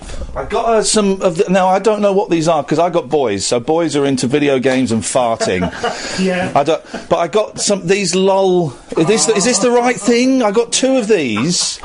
Well, I had to ask my friend, Katherine, my producer, who's got girls. I said, well, I don't know... What's these LOL things? I've got those. Behind you. Are they what? Exactly the same question. What, is it these? Yeah. Oh, right. So, like tiny plastic dolls. Yeah. Okay, right, fine. I can understand. You unlayer them. Every layer, there's a different thing. Every time you unwrap a layer, it's like pass the parcel. You get one part of it, then another part, and then maybe shoes, and then the doll. Everything. It's a mystery to me, girls. I say it's willies and farting in our house. That is it. That's all that goes on. All that goes on. The GoFundMe. We'll give that a plug as well, and I'll tweet all about that. Who set that up? That was Donna.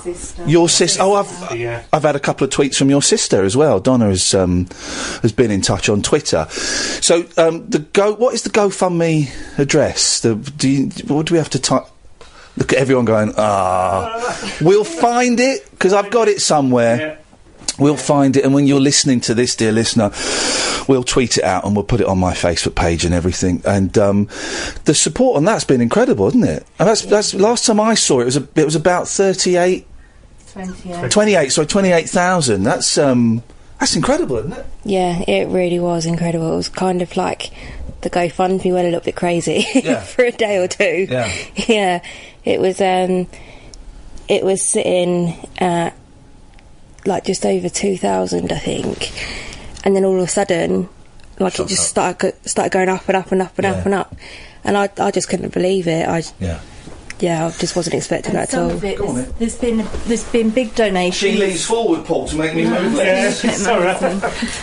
There's big donations and there's small donations, and a lot of people that done a small donation were saying, "I wish I could give more." Yeah. But what we appreciate and understand is that they've probably scraped together to be able to give that small donation, just to give something, and that's as much appreciated as a big donation. Yeah. It's also as well the fact that people care. That's what I said. As much as not more so than the money. People are thinking about you and going. Because at first we said no, we don't want the GoFundMe. We said no for a while because people kept saying set something up, blah blah blah, or we'll set it up, and we were saying no. Partly because we didn't think Kirsten was going to pull through, because it was... was it that close? Oh, yeah, it was definitely that close. It was mentioned end of life is imminent, and a priest came and gave her her last rites. Oh, Lynn. It was horrible. But she's here, she's pulled through, she's, like you say, an inspiration. She is, isn't she?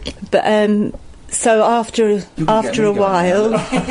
Come on, guys! After a while we agreed, OK, fair enough. Yeah. And like we explained to Kirsten, it gave everyone a chance to show, because people feel, what can I do to help? You know? Yeah. As a mum, I couldn't do anything either. I didn't know what I could do to help. Yeah. So I know how frustrating that was.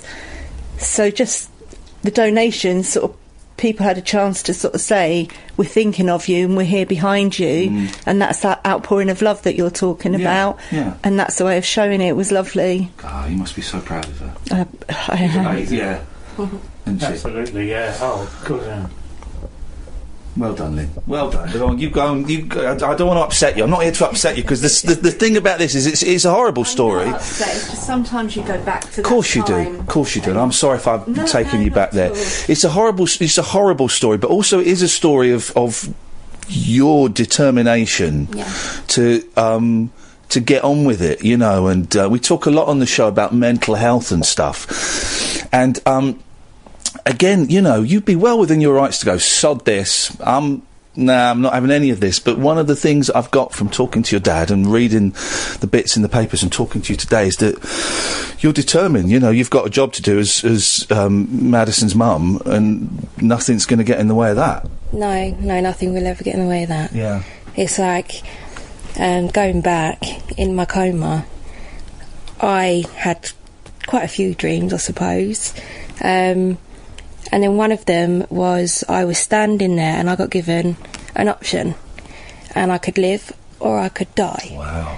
And first of all, I chose to die. Yeah. So it was like I was going down, I was falling and falling, and then I got given a second chance, and it was, do you want to live or do you want to die? And within that second, Madison popped into my head, and I was like, no, I'm going to live.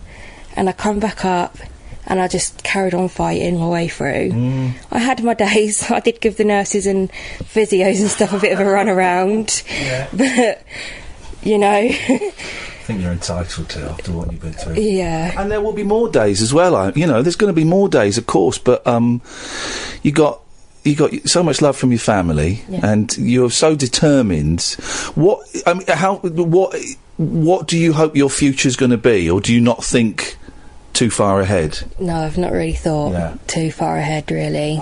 But I just know from the experience, live every day to the max. You know, do anything that you want to do. It's like now I'm getting my dad to take me up in a helicopter. Oh God, no! Why? What should you do that for? I don't know. I just decided that I wanted to do it. Do you want to do it, Paul? I've got to do it. I haven't got many. But yeah, you know. I tell you what, because I went in a helicopter once and I got terribly motion sick. But I tell you what, I did last year. I went up in a hot air balloon. Oh yeah. I went a bit nuts, and I booked a trip to Morocco on my own because I'm getting divorced and stuff, and so I just thought I'm getting out of the country for a bit. You know, they do fly jet aeroplanes to Morocco. You don't have to go. No, I got a plane over there. Dear God, I got a plane over there, but I got a hot air balloon in the. Oh, it's incredible, Lynn. I didn't think I'd like it, but it's just so quiet. That's the thing. So quiet. You and me will do the hot air balloon. Yeah. These two can go in the helicopter. I was going to do it years ago, but nobody would do it with me, and Paul's scared of heights. So well done, making him go up in a helicopter. So I decided to have a baby instead of Kirsten. That's a choice. So honestly, do it. It's so yeah. It's so I think peaceful. I'd love to. And I don't like heights, but it was just amazing. It was amazing. Anyway, that's your mum sorted out. That's her sorted out. I've got nothing else to say, I don't think, Kirsten, apart from it's genuinely you're a hero for saving those kids early doors. And you don't think this is patronising, but honestly, you're inspiring. You've inspired me, and I know your story has inspired and touched a lot of my listeners. I just wish you the best of luck. You've been dealt a really crappy set of cards, and I just wish you the best of luck. And hopefully you can get your dad to go on more stupid adventures with you. Really, if I was you, I'd milk this to the max. Yeah, she is. Yeah. No, I don't milk it at all. Of course you don't. It's so nice to meet you, Kirsten. Best of luck. Andrew, thank you. Thank you. Jacked up jive talk for janitors, jazz cats, and gin-soaked boys and girls. Is that Commando? If you're awake, you're welcome. I've got 5 cactus needles stuck in my... The Late Night Alternative with Iain Lee on Talk Radio. We're live again, 11:55. What night is it? Is it Wednesday? Tuesday night. Big thank you to Kirsten, to her dad Paul, and her mum Lynn, and a really big thank you and lots of love to Madison, who I met. Madison stayed upstairs. She's the 9-year-old little girl. Stayed upstairs while the interview was going on, and you heard in that interview that when Kirsten calls her now, she comes immediately. Well, it didn't happen. Of course, it didn't happen. And there was that thing, and you'll know this, Katherine, with your kids, and my boys do the same thing. They're always excited when someone's coming around, but then they don't actually want to meet that person because they're really, really shy. So there was a lot of of Madison sat on the stairs, not coming in. And I said, and Lynn I said, Lynn, if she doesn't want to come in, it's fine. I'll leave these lolders. And then as I was talking, I just saw this little blonde head just pop round the corner, saw me make eye contact, and she disappeared. And I went, I saw you, Madison. Just come in. I saw you. And she came in, and after 2 minutes, she couldn't shut her up, and she was playing with these lol pets. LOL pets, LOL girls, yeah. They're actually brilliant. The confetti one was great because it's like this big ball, and it comes in sections, and it gives you clues as to what you're going to get. And then you say that as the person who doesn't have to hoover up the confetti. Well, Lynn did say, Madison, you can open that confetti one in here just this once because Ian's here.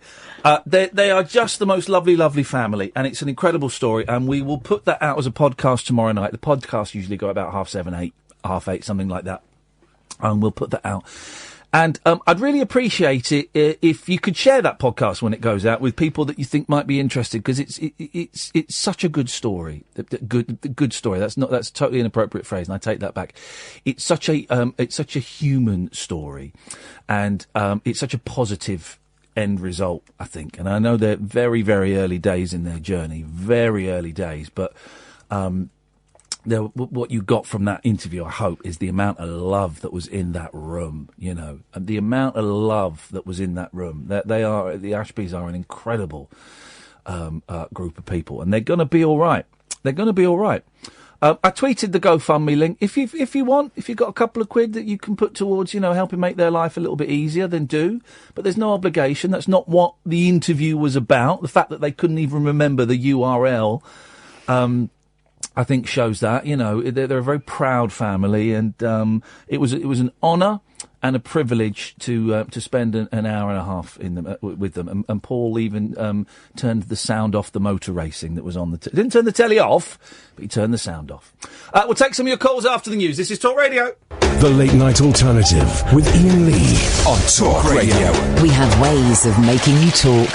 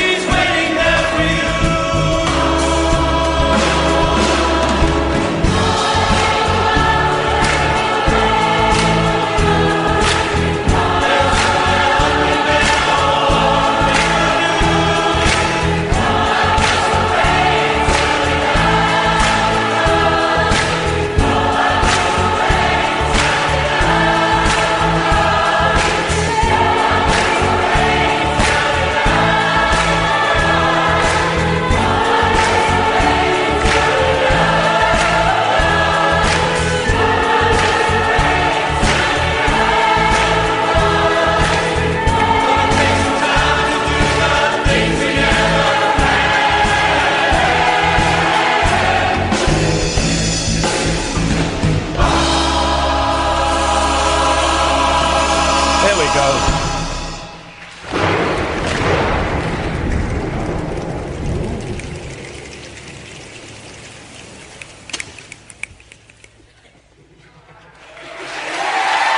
That's my favourite so far. I loved it. That is my favourite version so far. That was Angel City Chorale. Is that you say? Yeah. Chorale. That is, that's had over 10 million views.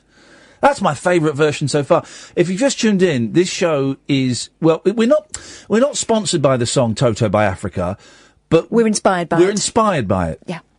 And we've sent out the request to Toto, can we be sponsored by their song Africa? You know, like Sesame Street, Yeah. there is a letter of the day and there is a word of the day. Well, the letter of the day is tea, Yeah. and the word of the day is Africa.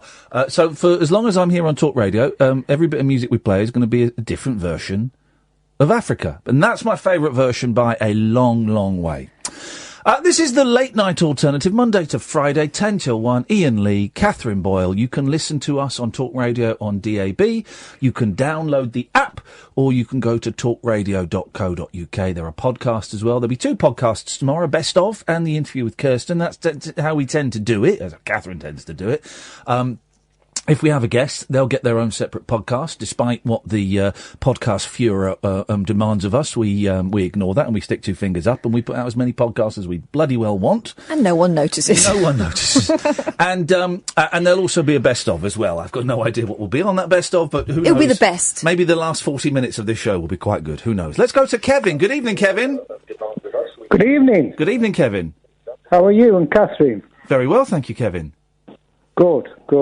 I just wanted to ring up and say I can relate to your moment of wanting just to get away from the norm, Yes. the normal routine for a bit. Yes. When things change in your life.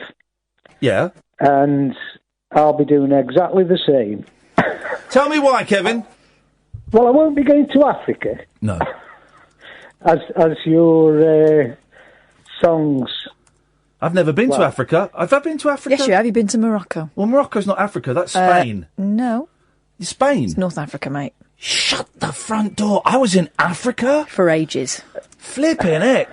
Was I really? Was I? I didn't know that. I didn't know. If you've ever not known what continent you're in, 0344 4991. I did not know that. Why would you think Spain? They were speaking French, weren't they? And Arabic. Yeah, but the open borders. The open borders of the EU. Okay. They speak French and Arabic in this country, and I don't have a problem with it. Anyway, Kevin, continuez-vous, s'il vous plaît. Well, geography isn't my strong point, but I've noticed you playing the song tonight, so I won't be going to Africa.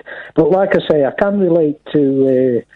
and I won't be getting in a hot air balloon, by the way. Oh. But I'll be doing the same. Like I say, not in a hot air balloon. But I've got Singapore, which is always somewhere I wanted to go. Yeah. Not for cockroach milk, which has been on your show today. No, it hasn't. That was on George Galloway's show. But thanks very much for listening. There's a lot of references. George's show, yeah. It's been on the radio today, though, hasn't it, Katherine? Yes, and I was listening and found it equally fascinating and disgusting. When you say cockroach milk, how do you milk a cockroach? When they give birth to their young, Yeah. some of these cockroaches give birth to live young. Yeah. And along with the live young, they secrete these sort of crystals, and apparently it's really nutritious. So people that don't drink milk, like us as of today, are going for all these different kind of fake milks, filks. So you can get cock milk? Well, no, because apparently it takes loads and loads of them to get even a few millimetres. So what the scientists are trying to do is reproduce it synthetically. Are you dropping a log, Kevin? Sorry? What's that noise in the background? I heard like a sort of something roughly about 3 inches long falling into some water. That was... just bear with me 1 second, if you would, Ian. You got a wipe? He's lost interest. No, Katherine, I haven't. Just bear with me 1 second. He's got a wipe, and then we can hear the flush. Oh, you're kidding me. I'm back with you. Okay. Ian, I'm back with you. Okay. I'm so sorry about that. That's this okay. probably relates to Singapore, actually, which is what I mentioned, because I've just had a curry delivered. And oh, my God. He's just knocked at the door as I'm on live radio. Is that a euphemism? The curry's just knocking at the door. Yeah, it was, honestly. So I didn't even have time to get the change. I just gave it him as a tip. Happens to us all. Yes. Sneak up, can't it? That was the background noise. But certainly not for cockroach milk, because I did hear George mention earlier that they have to do something like 10,000 cockroach crystals for 1 millilitre of milk or something. Is that right? Yeah. Why didn't you just go and buy 2 pints of green top? Well, that's what I do, generally. Okay. But basically, Singapore is my dream for all the food stalls. Well, book it, go. I think I've been to Singapore. I'm going. Well, you had a stopover, didn't you? This is why Sorry, it means Sorry. Ian had a stopover. I stopped over in Singapore and I ate some sort of like I drank a jelly drink in the market. I met a friend. Here's something I did. I met a friend of a friend. I was travelling to stopping over in Singapore for about 12 hours, and my brother-in-law said, "Oh, my friend's over there if you want to meet up with him." And you know me, I don't do that, but I did it. And we went out. And he took me out for a meal. It's lovely. And we went to the market. Well, I was just thinking about all these food stalls that I've seen. Street food, they call it. Street food. Street food, because you have it on the street. Although in this country, you can have street food inside a building. That's just food. Do they not just call it kebab van? That's food. Street food inside is food. Well, couriers that I've just had delivered, but this really appeals to me in Singapore, that I've got this idea of just sort of walking up the street and... I've got a joke. Got stall after stall. Well, they do that in Camden. If you just want to go to North London. I've got a joke for you. What continent is Singapore in? I don't know. I think it's a peninsula, isn't it? What do you mean it's peninsula? I don't know. Let me check out. It's got to be a continent. I'm going to say Asia. All right. What continent? I'm not going to say Southeast Asia. Yes, it's an island country. I was correct. Okay, so you know the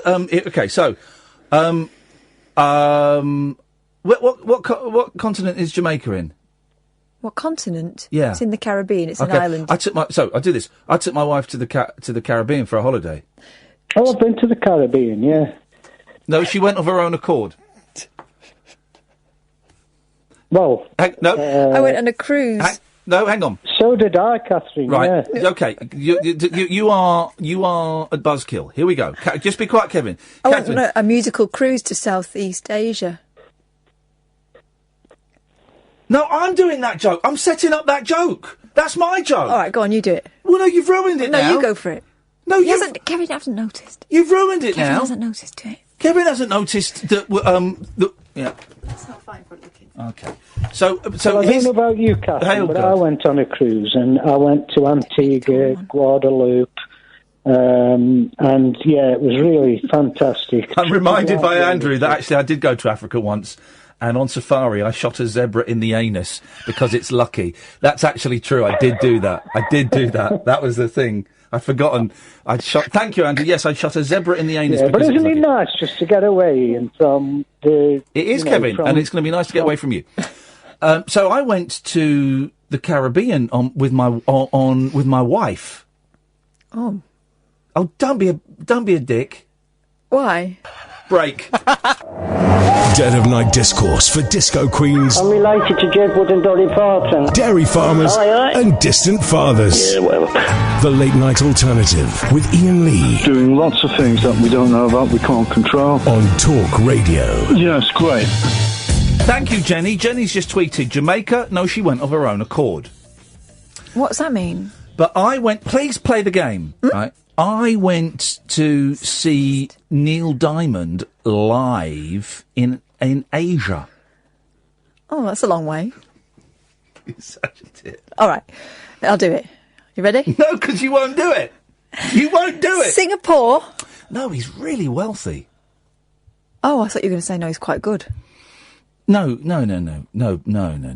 Oh. Well, anyway, it was actually... That's not how I would have actually, done it. Neil Diamond has resigned from Pop.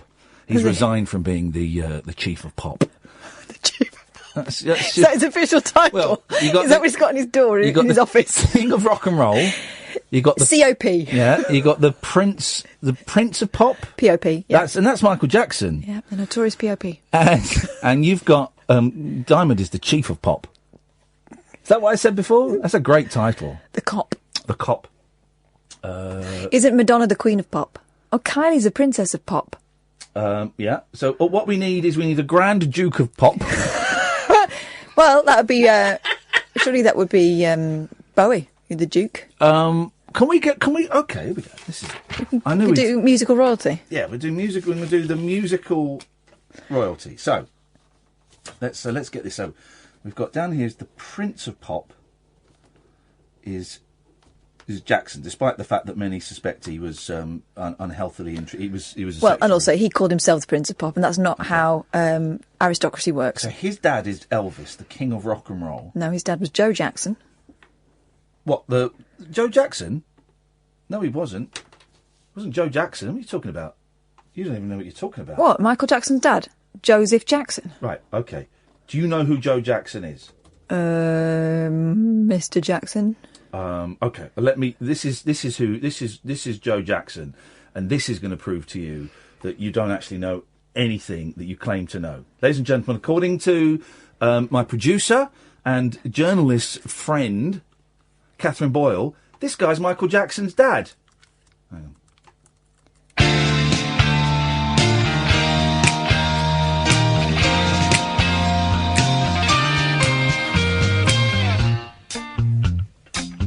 Oh.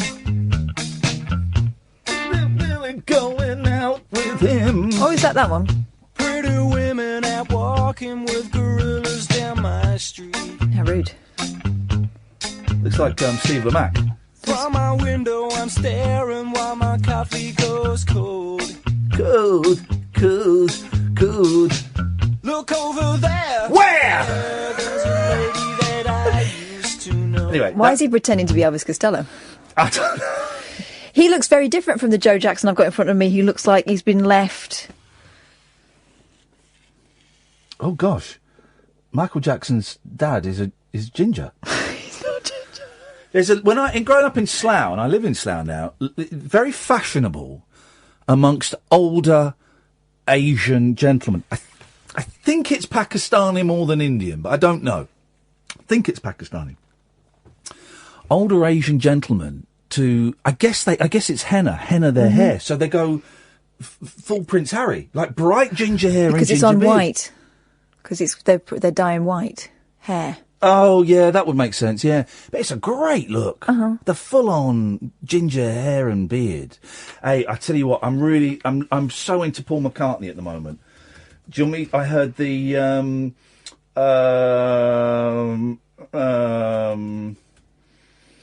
the most 80s Paul McCartney I've ever heard in my life today. Do you want to? I thought I'd heard the no. most 80s Paul McCartney. What would you say was the most 80s Paul McCartney? And I'll beat it. Like something like The Girl Is Mine with Michael Jackson. No. Oh, you ain't heard nothing yet. Here we go. I think this is the version. Oh. Is it with the Miami Sound Machine?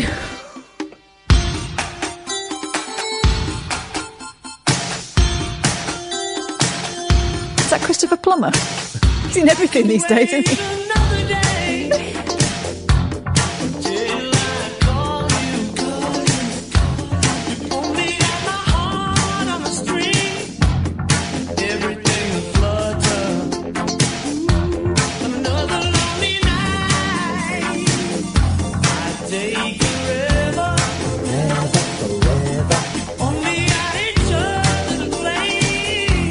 Some more 80s in this, you ready? Here we go! Oh. That's so 80s, it's...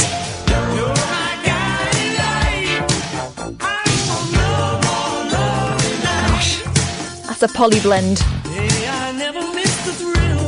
It's great, isn't it?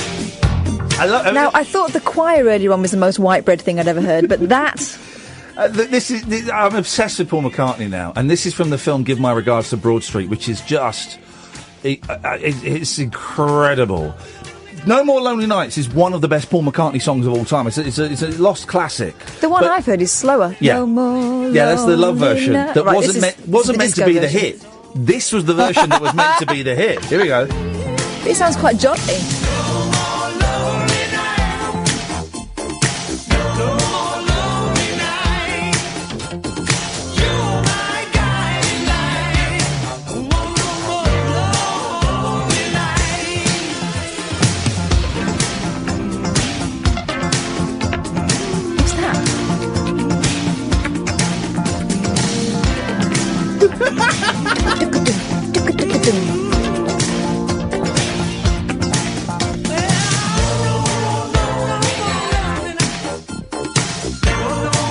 Isn't it? Isn't it? I love that film. I hate that film. It's awful. But what's great in that film? What's great? Make your mind up. Do you love it or hate it? What's great in the footage from the Give My Regards to Broad Street, 84, 85, 86,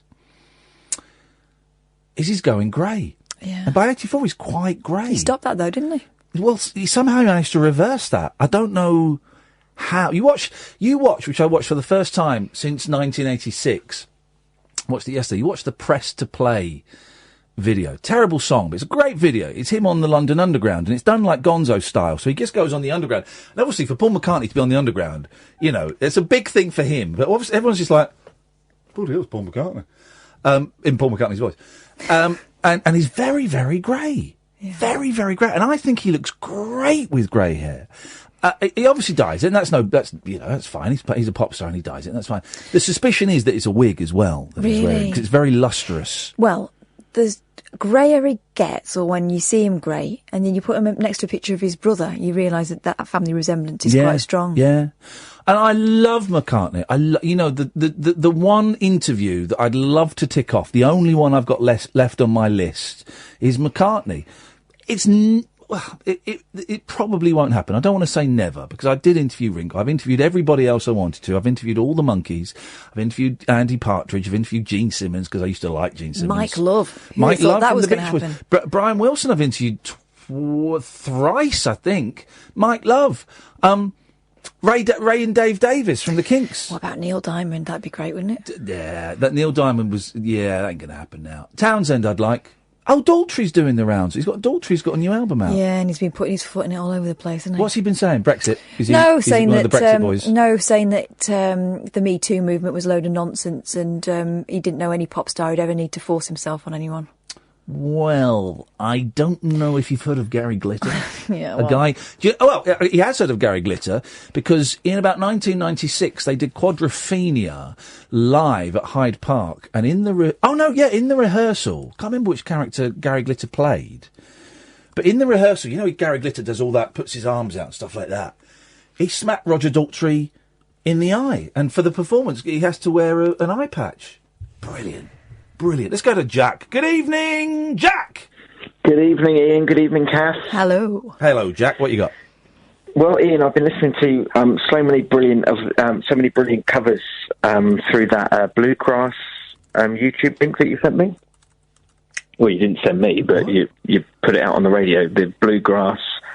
The bluegrass album. The album. That's great. It's great. There's a couple of duds on there, but it's a great. I was listening to that with my boys the other day. It's lovely.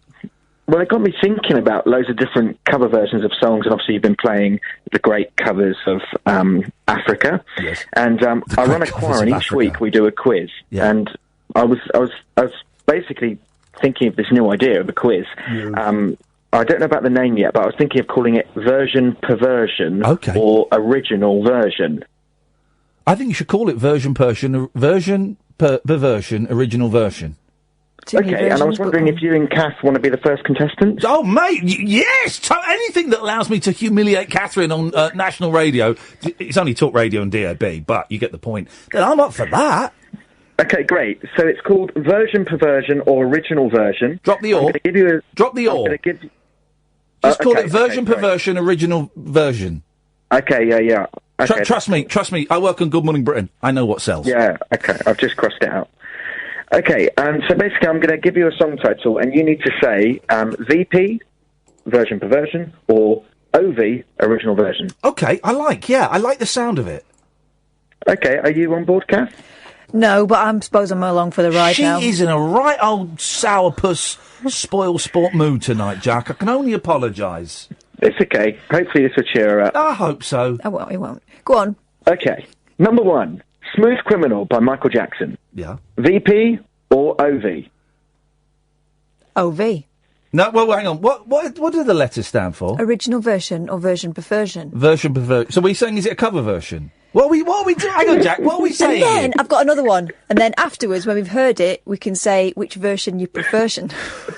Okay, well, OV means Why don't you shut up? Original version. Yeah. And then VP means it's been perverted. It's version perversion. So you're saying it's a cover version? Yeah, and you need to say whether the big hit that I'm giving you... calm This down, isn't mate. hard, Ian. Don't get angry with me, Jack. You're the one that's come up with a cockamamie quiz, which is a great name for a quiz, by the way. Kath got it in the first time. No, well, Well, what did she... So, Michael Jackson did that song first? Is VP that your answer? Just stay or out of OV? this. Just stay out of this. Wow. Catherine, Is it a version if you're watching perversion? on YouTube, you've just seen Catherine devouring a muff. Is it a version perversion or the original Well, you've just said version? it's the original version. No, you have. No, I say What are you saying? What did you say? I'm not telling you. Because he said you got it right. No, he didn't. He said, I got it. I got the idea. Did you say she got it right? I think it's No, I said I said that she got the format of the quiz. Right, I think it's a cover version. This is a lot more stressful than it should be. It's a CV. Or as they call it in America, a resume. Huh? Okay, right. So, Kath, you're saying that MJ had the OV. MJ OV. And you're saying that it was OBVS. the VP, Ian. MJ VP. Okay, well, Kath, you're correct. It was the original version, obviously. Right, do the second round and make it snappy, because this quiz is getting right on my tits. The TQIGROMTYC. Okay, number 2 is... Wow! Number 2 is... Twist and Shout by the Beatles. VP. I got it first. I got it Doesn't matter. first. He didn't say there was a time thing. This guy's come up with points. Okay, you're both correct. That was version perversion. It was originally by Chakademus and Pliers. Question number 3 is Tainted Love by Soft Sail. VP. It was done by Mark Bolan's girlfriend. You're both correct there. It was by Gloria Jones. It's a soulful cover. It's a soulful version. It's a brilliant version. It's actually better, yes, you're right. Yeah, I agree. Number 4, Sacrifice by Elton John. Sacrifice. You said it wrong. It's sacrifice. OP. I think that is a... What? OV. OV. Yeah, you're both right. It's the original version. Right, well, she's just copying what I'm saying. No, you said OP, which means nothing. It's not even in this game. Number 5 is Torn by... There's 10, by the way. Number 5 is... OV, PV. and it's identical to the original version, which I think is Dutch or something. Torn is Natalie Imbruglia. What are you going for, Kath? PV. You're saying it's a perverted version? Yes. Yeah, we're saying PV. Well, you didn't, but... What I meant was it's a cover version. We're supposed to know what you mean now. You're both right. It was originally by a band. Yeah, and we it know. was fantastic. Yeah, okay. Yeah, we Number know. 6, I Will Always Love You by Whitney Houston. Oh, PV. It was Dolly Parton's. Ian, are you not playing anymore? I'm not playing because I tell you why. I think this quiz has Because been you're getting your pants pulled down in front of everybody. These are really easy questions. Okay, Sex But you're getting them wrong. All right, okay, here we go. Okay, Sex Bomb, I reckon, is PV. it's a cover version. Yeah, it's a Prince song. No. Okay, I know he both did. wrong. Kiss. He did the original version. No, it wasn't by Kiss. No, Okay, you got to do some interesting ones like Barry Manilow. I write the songs. You never wrote them. IV or PM. What? Yeah, but hang on. Sex Bomb by Tom Jones is the original version. No, it's not. Yeah, it totally is. No, You were it's not. thinking of Kiss, which was originally by No, Prince. it's not the original version. Sex Bomb Yeah, you can say with as many- Moose T. Yeah. It's the original version. Moose T. So who's Moose T? I'm horny. Horny. You remember that one? Oh, this is a stupid game, Jack. I think Jack is a PV. Listen to he's something. You listen to me. This is a good one. I write the songs by Barry Manilow. OP or PM Dawn. PV. I would say that it's probably a perverted version. Okay, but now we get into the fun bit. Who did the original version? Was it Probably Neil Sedaka. Incorrect answer. So what now? Why are you so? We go to because Jack's getting on my nerves. Jack's the exact kind of caller I hate. When it makes me look stupid. That's a shame. It is a real shame. I won't worry about it. Just so you know, Kath, you won. Right, you lost. So who sang the song I came up with first? Not playing your game. David Cassidy, written by Bruce Johnson of the Beach Boys. So who's the more interesting out of the two of us? You just won your own quiz. Jack, who's the more interesting out of the two of us, me or you? Well, to be fair, Version Perversion might not have been a hit, but I've got another one that I'm lining up, maybe for next week, and it's called Beach or Beats. Beach or Beats? Yeah, it's a lyric game, and you have to say whether it's the Beach Boys or the Beatles. Oh, for heaven's sake. Oh, go, well, that's easy. Go on, then. No, he's going to need to prepare, because I need to prepare Beach or Beats. Well, it's easy. Your complaint is too easy. I'll do it. No. Sorry? I don't want to play your game. That is his game, but he's not bright enough. Yes? Suddenly now I'm interesting because it's a game that you think you'll win. Exactly. You've seen the pattern. There's That's what I deal with every day. There's a place where I can go when I feel low and I feel blue. In my room. Sorry? Beach. Beach? Yeah. Incorrect Totally. answer. Kiss Totally it, beach. suck it, wriggle it around. You got it wrong. It was the Mersey Sound. It's the Beatles. Oh yeah, there's a place by the Beatles. Yes, mate. So why don't you get knotted? Wow. No need for that. It's uncalled for. J-I-A-B. Huh? His name is Jack. Is a I think bellend? Yeah. Correct, Jack. Well done. Correct answer. You get a point. At last. At last he's got something right. I think you may be a little bit too competitive. I got you with the Beatles and the Beach Boys, didn't I, mate? You won your own quiz. Well done. I could do it again. I could do it again any You won your time. own quiz that you made up that you knew the answer to. So I could do it again. Right. He made it up. He came up with it. God, you swallow noisily. You should really be watching this on YouTube because I'm doing so many turns and winks to camera. I'm doing like two different I shows. thought it was at a once. tick. I was ignoring it. 0344 0344 49. And I know you're doing stuff behind my back, but I don't care. 0344 499 1000 is the telephone number if you want to give us a call. We are on weeknights until 1 o'clock, and then Paul Ross comes in. Hey, so I was at the BBC Television Centre today. It's not BBC anymore, it's Television Centre. And I was sat there, because I got there early because of the piddling rain. So I sat there, reading my book. This very loud, arrogant, camp, boisterous, inappropriate voice, booming in reception. Did you put our podcast on? Booming in the reception. Yes. Have we got a rabbit hole going up tonight? No, tomorrow. It comes out on Thursday. Yeah, we got a rabbit hole going. Yeah, it's wet. And his voice, and I was thinking, where's that tosser? TV types are tossers. And he's demanding, you've got to let me in. Don't you know who I am? Do you know who it was? No. Christo Fufas. You're kidding me. Don't you know who I am? Let me in. And Was he giving it the full? And I didn't recognise him because he's got really long hair now. And I went up to security and I went, don't let this man in. I think he might have a suicide bomb on. I didn't say that, but I did say, don't let this man in. He's trouble. Hey, Christo, come and give me a big hug, buddy. Give me a hug. But don't hold my baby drunk again. Oh, God. And so we had a hug, and he's all hairy now. And to me, Christo's the guy that, left LBC because he couldn't handle the pace and came and worked here a couple of nights a week.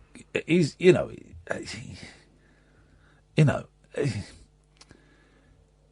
said, what are you doing here? Thinking this would be a good chance for me to gloat at how successful I am now. And he went, I'm the producer of Loose Women. What the hell? And I literally, I took 2 steps back. I went, what? Just for people who are not watching, that was 2 steps. I said, what? I did this one 2 steps. I went, 1, 2. He's doing it again. What? He said, yeah, I'm the producer. What did you do? What? I'm the producer. I thought, flipping heck. And it just goes to show what I've always said, that anyone can be a producer. You don't need talent. Oh. So Christo is on. I don't know when Christo's on this radio station. Does he just do weekends? Is he 2 times a week? Is James Max still on at 1 o'clock? James Max has not got the sack yet. So Maxie. Maybe you should ask a producer. Okay, Sam. Can you pull off everyone on the schedule for me, please? That's not how you get to be a producer. Could you pull off everyone on the schedule for me, please? I just want to see what that looks like. Could you do that for me, Sam? He's in for James every weekday morning this week. Oh, Samuel, wow, Sam! Finally, they dropped! It's like my Paul Ross impression. Oh, there he is! It's covering for James Max this week, so he's in at 5. He's the producer of Loose Women now. There you go, he can't hear us. He's the producer of Loose Women now. I know he is. When did that happen? When did he get important? I think he's done. We remember him from LBC when he was a nobody. As we know, anybody with a bit of chutzpah and a gob can be a producer. He once held my eldest son when he was a baby. I was listening in the office, I heard about that. Drunk. He was... was that Crystal, your son was drunk? Crystal was drunk. Oh, okay. The baby was... Crystal was drunk, right? Just waving him around at a wedding. And I said, Crystal, I'm just going to ask for my baby back now, please. Never touch him again. It was lovely to... So he's filling in for James all this week. Yeah, and he does the early breakfast 5 to 7 on Saturday and Sunday mornings, but he's 5 to 6:30 this week. So he's the warm-up man for Julia Hartley-Brewer. Another elevation for him. Well, no, she's off this week. Yeah, and we've got Chris Hollins, winner of Strictly Come Dancing. Is that who that is? You and me are the only people, and Kath and doing the normal job. Everybody else. Jamie East was off on Monday. Stefan Don were in. That was surreal. I heard that. Yep. You're a bit grumpy tonight, Kath, aren't you? What's the matter with her? And by the way, thank you, Paul, for knowing the schedule of this radio station. You know what I mean? He's been sitting in there opposite the rotors. Yeah, oh, dear, it's like mum and dad arguing.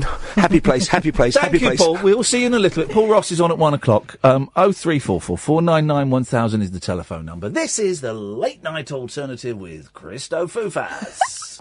The Late Night Alternative with that man, Iain Lee. There's no strangers here, just friends you haven't stalked on Facebook yet. Have never sent my picture to anyone who didn't request it. The Late Night Alternative with Iain Lee on Talk Radio. Yes.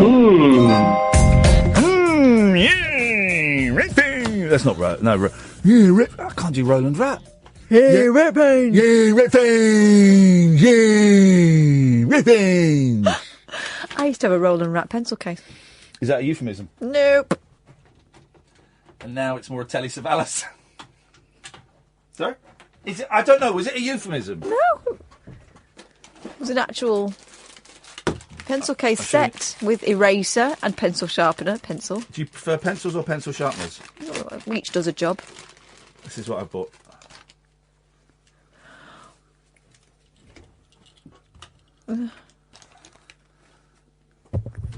Didn't I give you one of those when you went to the jungle? No. Yes, I did. No, you didn't. I did. I remember which one it was as well. No, you actually didn't. I did.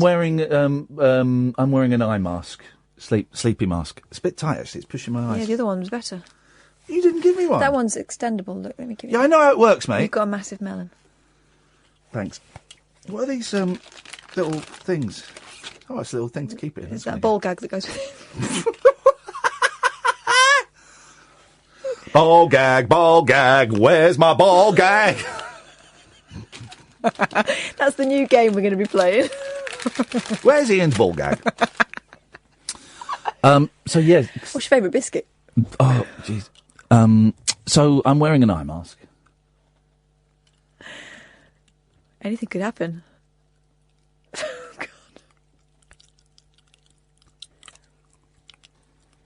You're doing something. You're doing something. Go away. I nearly did an F word there. What's that? It's the label. What was the film? I saw a film years ago. There was, years ago, in the early 80s, ITV had a season of karate films, right? Which was quite rare. But they were rubbish karate films. They showed Enter the Dragon. And they showed a terrible film called Jaguar Lives. But they also showed a film, and I could not work out what this film is, right? So if anyone knows, let me know, because I'd love to see it again. I bet it was awful. It was like an American karate film. And like the big battle was, I think there were like sort of 4 American spies. They were the good guys, and they went to like China. God. Well, China, I was going to say Chinatown, then it came out Chinaland. Chinaland is not racist. Is it? And they, so they got captured, right? And they said, right, the Chinese said, you're going to fight to the death, right? But with a twist. You're going to wear these eye masks. So they had to wear these eye masks, right? And they were in the arena, and they didn't know who they were fighting, and they had to fight to the death, right? But what they didn't know, don't be a twat. Don't be a twit. What they didn't know was they were fighting each other, right? Which is stupid, because all you got to do is go, all right, I'm coming. Hey, Dave, is that you? Steve? Take the mask off. Oh, man! Ah! Listen, if it was a life or death situation, you'd be peeping. So, wouldn't you? So if anyone knows what that film was, I'd love to probably watch the first 2 minutes of it on YouTube, then get bored and watch something else. It sounds like it's something that would be better with an eye mask on. Let 'em show you how to play my pipe of peace. God, I don't like where your train of thought took you my then. Pipe of peace. Bum, bum, ba-dum. Bum, bum, ba-dum. Ba, ba, ba, ba, ba, ba, ba.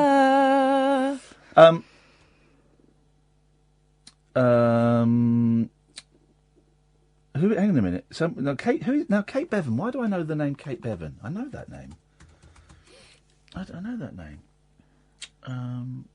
Oh, okay. Yes, I know Kate. Yeah. Kate Bevan has suggested that I tweet Africa by Toto bot. Right. But get this though. Right. Drivelcast. This might be old news, but Weezer have just recorded a cover of Africa.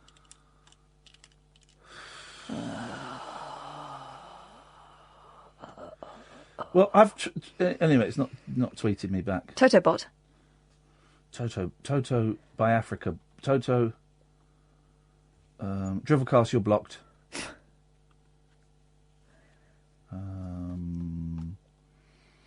Hey, I tell you what we'll do.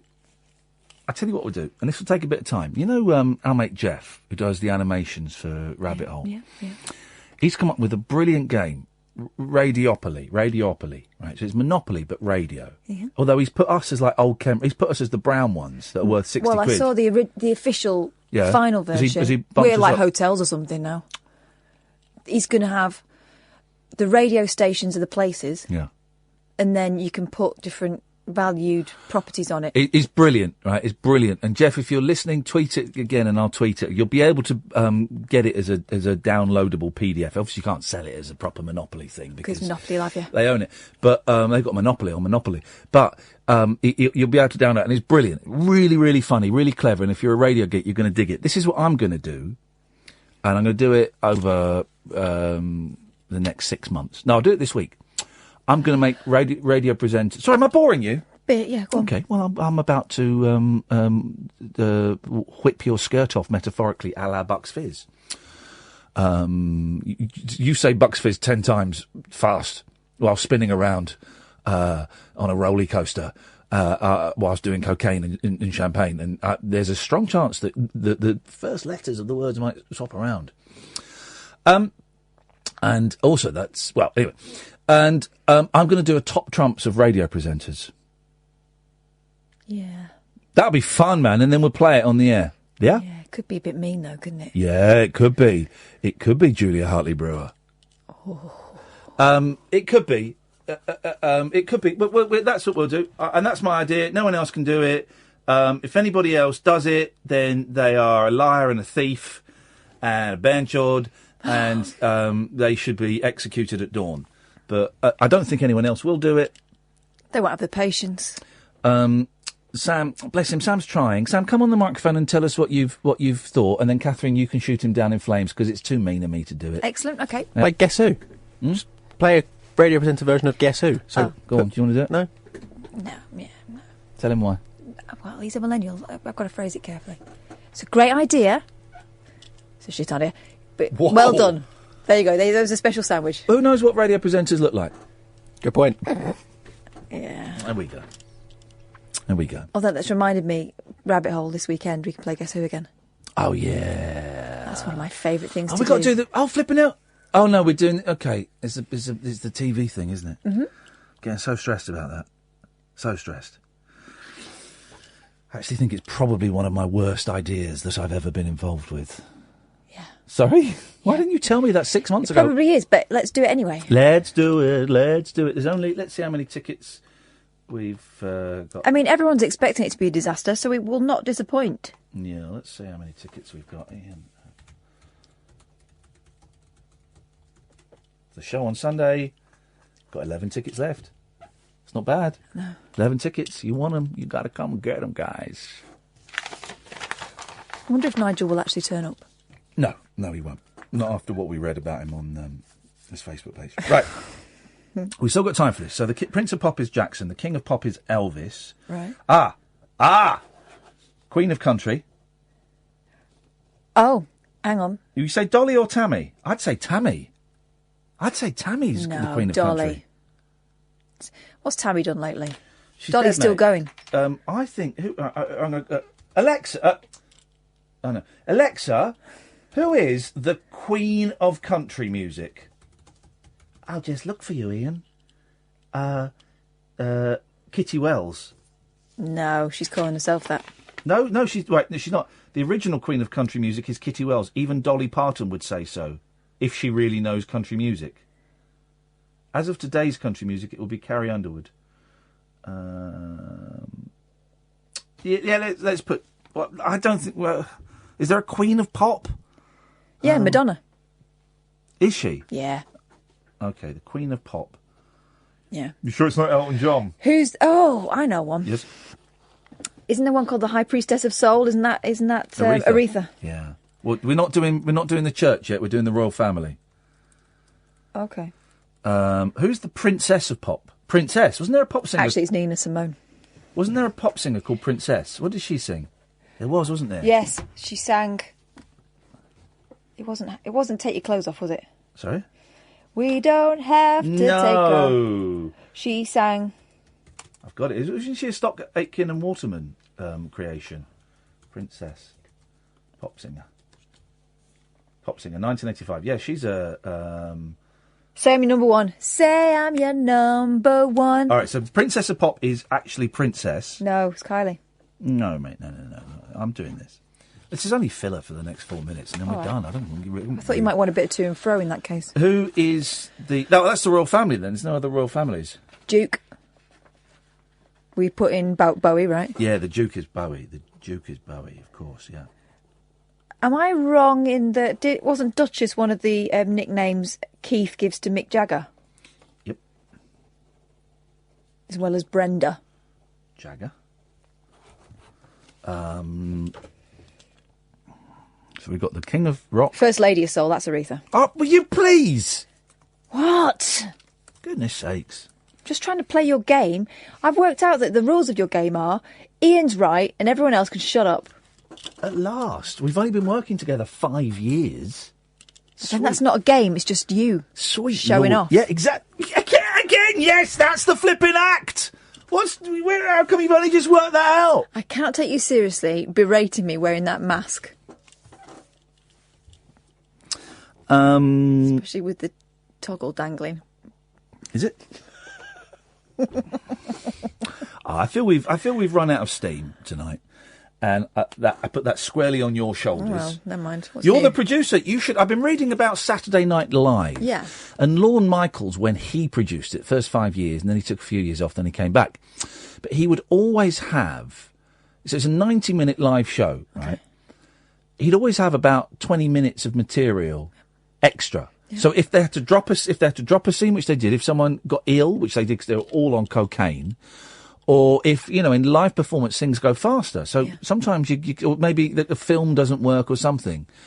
So that I've got a bit I could do. Okay, away you go. Okay, this is Catherine's extra bit of material. Okay, what's your favourite biscuit? That's a sticky one, isn't it? Paul Ross, come in and save this car crash, please. I've just had a terrible misseeing.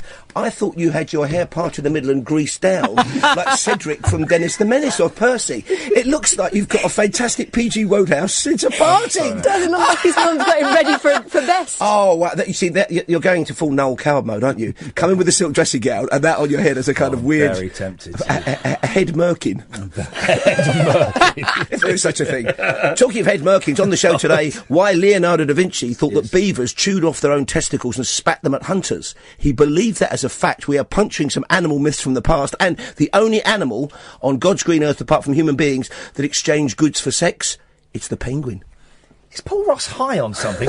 Does he know that this is going out? I'm high on life. A brilliant woman. She's the host of Springwatch next week. Lucy Cook is going to join us. She's written a book explaining what we used to believe about animals. It is absolutely fascinating and terrifying in equal measure. I've got a copy. I'll give it to you if you like. I love it. Didn't they used to believe that pelicans drank blood? Yeah, exactly. That's one of the symbol of Jesus Christ. It's Corpus Christi College. That's what right. And they pluck their own breast and feed their young with it, you see? She's cheered up now since I've come in. Are you getting a pattern here? You can have her if you want. I'll have your fella. You can have mine. Here's the thing. You know that monkeys are this is true, are the only other species apart from humans that pay for sex. That when presented with money and taught how to buy things with money, pay for sex. Well, it sounds like penguins would do it. Well, penguins do it in the wild without tuition. Fish. The females, there's an Adelie penguin, and male Adelie penguins are so hormonally charged that they would do it to the corpse of a penguin. They've even been seen, who wouldn't? They've been seen to get aroused at the decomposing head of a female penguin. Facts, all in the book. Stop so it must be true. Dirty to me, Paul. So it must be true. And then what happens is, though, when they come along, the female will engage them while plucking rocks from, plucking rocks, I said that more carefully, plucking rocks from the male's nest to use in their own nest. And that's the recompense. Oh. They do it for stones and rocks. And 10,000-year-old cheese found when the Sahara was green on the programme today. If anybody's listening, I've got some rocks. Okay, hit your primal screen. Get your rocks off, yeah. Paul Ross, I don't really understand anything of what was just said then, but I didn't really get that bloke's quiz about OV and PVB or whatever it was. No, did he? PVC? I didn't get that either. So to be honest, the calls have been very disappointing tonight. They've really let the calls and the production. You've also got a tag hanging from your head. It's new. Don't point that out. It's He's new. taking himself very seriously in that. I've got no proper shade in my. It's very light in my room, and I wake up. So I've got this, and I'll wake up now. It's my theory. You've been watching 9.5 Weeks again. Why? I feel like you two are trolling me. Being trolled by a colleague and someone I used to consider a friend. Wow. You know, Christo Fufas is a colleague. Paul Ross is on at 1 o'clock. Do stay tuned and listen to that. Although take everything he says with a huge pinch of salt. I don't buy a word of it. Then it's Christo is on at 5 o'clock. Katherine and I will be back this evening at 10 o'clock. So stay tuned for that. Stay tuned. Jesus, imagine they stay tuned for the whole thing. Oh, God. Anyway, whatever. Shut up. Bye-bye.